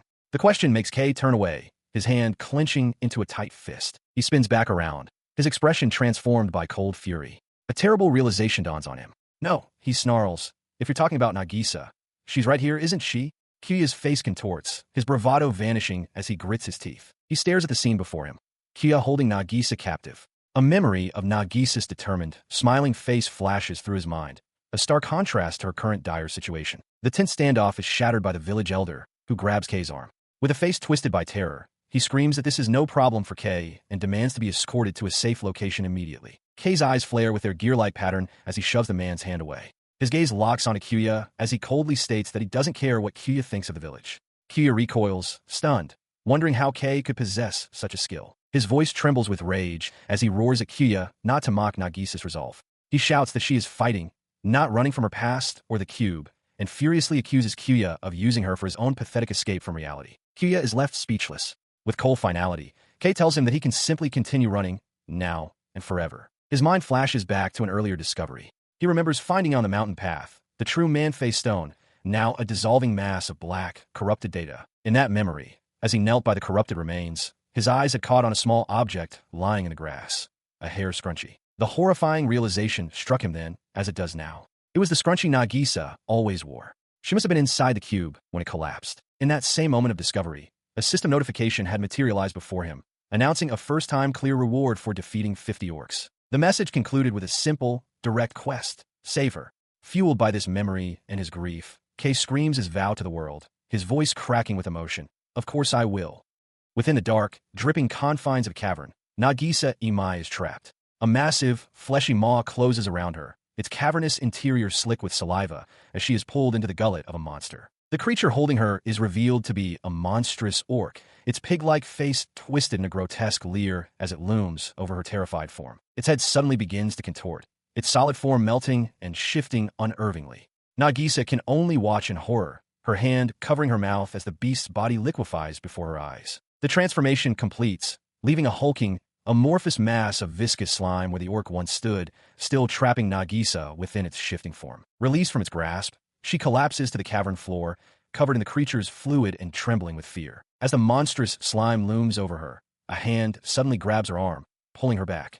It is Kayamachi. Nagisa looks up, her eyes wide with shock and disbelief at his sudden appearance. He pulls her behind him, his focus entirely on the enemy. He identifies it as a white orc, the boss of this cube, noting its agitated state and its shape-changing skill. A quick analysis reveals its stats are higher than his own, and more importantly, its viscous body renders slashing and striking attacks useless. He concludes that their only option is to run. Without hesitation, Kei grabs Nagisa and flees. Behind them, the dungeon itself begins to shake and crumble as the massive white orc smashes against a heavy stone door, roaring in fury. He glances back, realizing they'll be caught if they continue on their current path. He shouts to Nagisa, pointing toward a side passage. This way, Kei reasons that the collapsing passage will prevent the massive beast from following. He spots a narrow crevice and pulls Nagisa towards it, declaring it their escape route. As he does, his eyes catch sight of a skeleton slumped in a corner, a grim relic of a past failure. He watches in disbelief as the white orc's massive body suddenly bursts apart, dissolving into a viscous, white fluid. Both he and Nagisa recoil in shock, Kei's mind racing as he questions what he's seeing. The fluid immediately lashes out, forcing him to pull Nagisa behind him for protection. She screams in terror as he warns her to be careful. He realizes with frustration that cutting the liquid does nothing, and worse, the creature's base instinct to target women persists as it relentlessly aims for Nagisa. His blade passes harmlessly through a tendril of the substance, which instantly reforms behind the cut. Gritting his teeth, he curses their predicament. At this rate, it's a losing battle of attrition. His mind races, desperately searching for a way out of this impossible situation. As he frantically searches for a weakness, a system window suddenly appears in his vision. It displays the stats for the White Orc's body fluid, listing it as White Orc exclusive equipment, with an attack and defense power of plus 250. The information clicks into place. He stares at the shifting liquid, a shocking realization dawning on him. This isn't the status of the monster itself, but of a weapon. The entire pool of fluid, it's all a weapon. Kei's eyes widen as a critical realization strikes him. The viscous tendrils attacking the village are not acting on their own. There must be a central body, a core intelligence, manipulating the corrosive fluid. He realizes that unless they can find and destroy that core, the assault will never end. A new idea sparks in his mind as he stands beside a concerned Nagisa. He recalls the habits of the White Orcs. Perhaps he could use that knowledge to lure the main body out into the open. His strategic thoughts are cut short when Nagisa addresses him directly, her voice firm. "Amachi-san," she calls out. "Is there a plan?" He looks at her, taken aback, internally questioning the idea of involving her in such a perilous gambit. She presses on, declaring that she was the one who dragged him into this dangerous situation. If there is any way she can help, she is willing to risk everything. Her voice trembles, but remains firm as she states her desire to stop the village's destruction and protect its people. Kei's internal conflict deepens. He sees this as a terrible path to take. With tears welling in her eyes, she makes her final plea. "Let me fight with you." After a moment of heavy silence, Kei's expression hardens with resolve. He relents. "All right," he says, beginning to outline the plan. Moments later, the plan is in motion. Nagisa stands alone in the corrupted clearing, acting as bait. The ground churns with the dark fluid as a shadowy tendril, its eyes glowing malevolently, rises from the mire and lunges toward her. She holds her position, unflinching. The tendril's source is revealed. Deep within the monstrous mass, the true nature of the core becomes clear. It is not just a mindless beast. It has captured a young woman with high pigtails, holding her suspended and helpless within its viscous form. As the corruption focuses on its bait, another creature is drawn to the scene. A white orc, its snout to the ground, tracks a scent through the muck. Nearby, Kei's boot splashes down decisively into the same corrosive fluid. He plants his feet and raises his blade, directly challenging the beast. "Your opponent is me," Kei shouts, positioning himself between the orc and his objective. The massive creature looks up, startled by the sudden confrontation. As he engages the orc, the corruption beast lashes out. A viscous tendril whips towards Kei, but he intercepts it with his forearm, which now glows with a powerful defensive energy, causing the attack to disintegrate on impact. From a distance, Nagisa watches, her teeth gritted in determination, vowing that their target will not escape. She held on tightly, her knuckles white with the strain and her expression a mask of grim determination. Behind her, a viscous tendril from the corruption beast lashed out, narrowly missing as it splashed through the air. At the same time, Kei brought his sword down in a powerful, two-handed cleave. With a roar of exertion, he drove the blade deep into the white orc's skull, splitting it open amidst a spray of fluid. In a dark, wooded area, a young man with a headband lies on the ground, marveling at a glowing cube. He recognizes it as a chance. weighing whether to contact the association or try to profit first. Above him, a silhouetted figure curses the constant interruptions. This figure decides to test the man to see what he can do for the god of destruction cult, ordering him to destroy everything. Suddenly, the man cries out in pain, his eye wide with shock.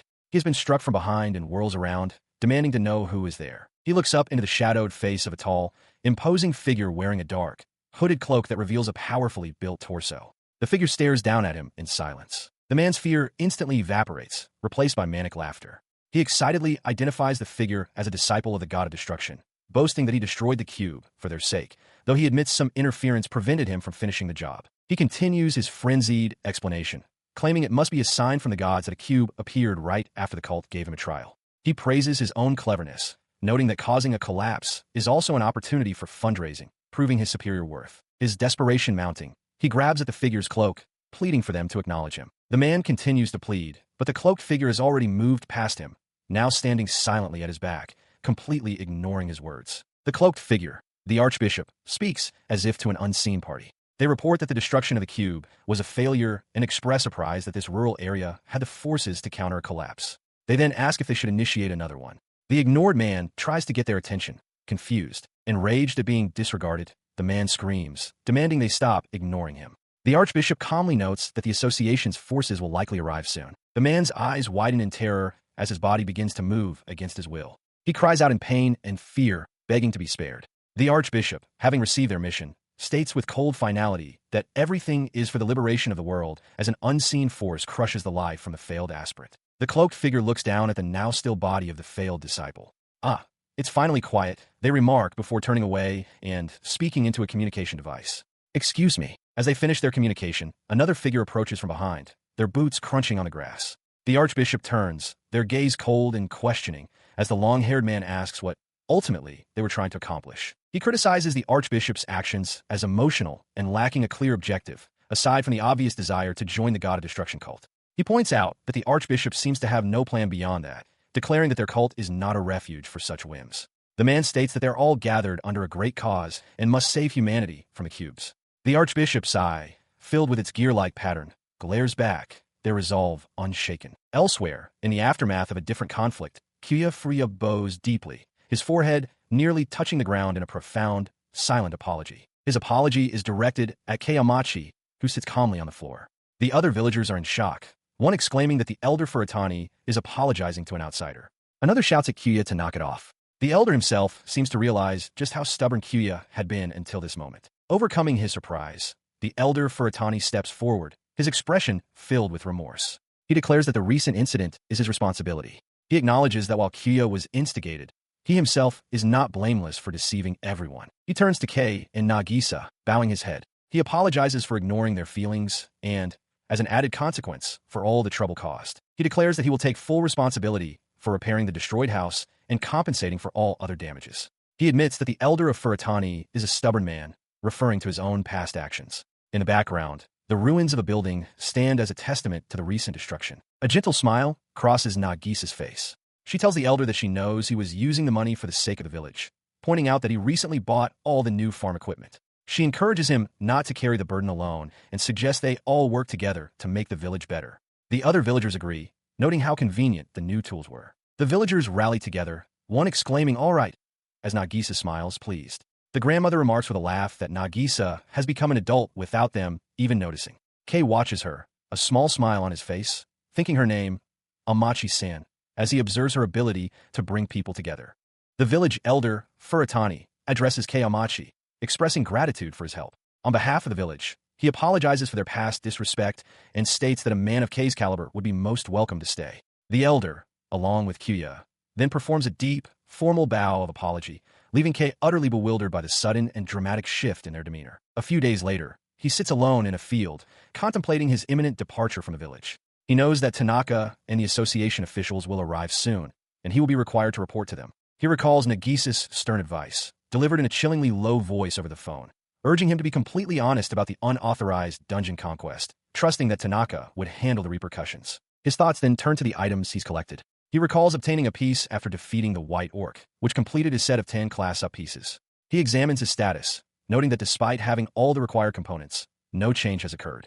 A new idea forms, Perhaps he needs to physically combine them to initiate the class up. As he wonders how, the pieces begin to glow and assemble on their own. The glowing pieces rapidly converge, forming a large, seamless white cube that levitates in the air before him. Kay stares, astonished by the unexpected transformation. A white cube, he murmurs in disbelief. Without warning, the cube erupts in a blinding flash of light. Wait, Kay shouts, caught completely off guard. I'm not ready for this. In the distance, Nagisa, Tsukasa, and the newly arrived Tanaka ISC witness the phenomenon, calling out his name in alarm. He finds himself transported to a vast, empty chamber lined with towering pillars. Where am I? He wonders, looking around at the stark white environment. Inside the cube, he notices his attire has changed, and a strange collar is now fastened around his neck. A peculiar, almost nostalgic feeling washes over him. Before him stands a colossal, intricately carved gate. He cautiously reaches a hand toward its surface, his face a mask of apprehension. As if responding to his presence, the massive doors begin to rumble and slowly swing inward. As the gate continues to open, particles of light drift through the air around him. His eyes, glowing with their distinct gear-like pattern, are fixed on the darkness being revealed within. A figure emerges from the profound darkness beyond the gate. It is a tall, slender being encased in ornate, light-colored armor, wielding a long, elegant spear. Its face is hidden behind a pointed, insectoid helmet, and large, wing-like structures extend from its back. The armored entity stands poised before him, its presence commanding the space. As Kay stares with wide, focused eyes, a voice emanates from the night, announcing formally, the night promotion trial will now commence.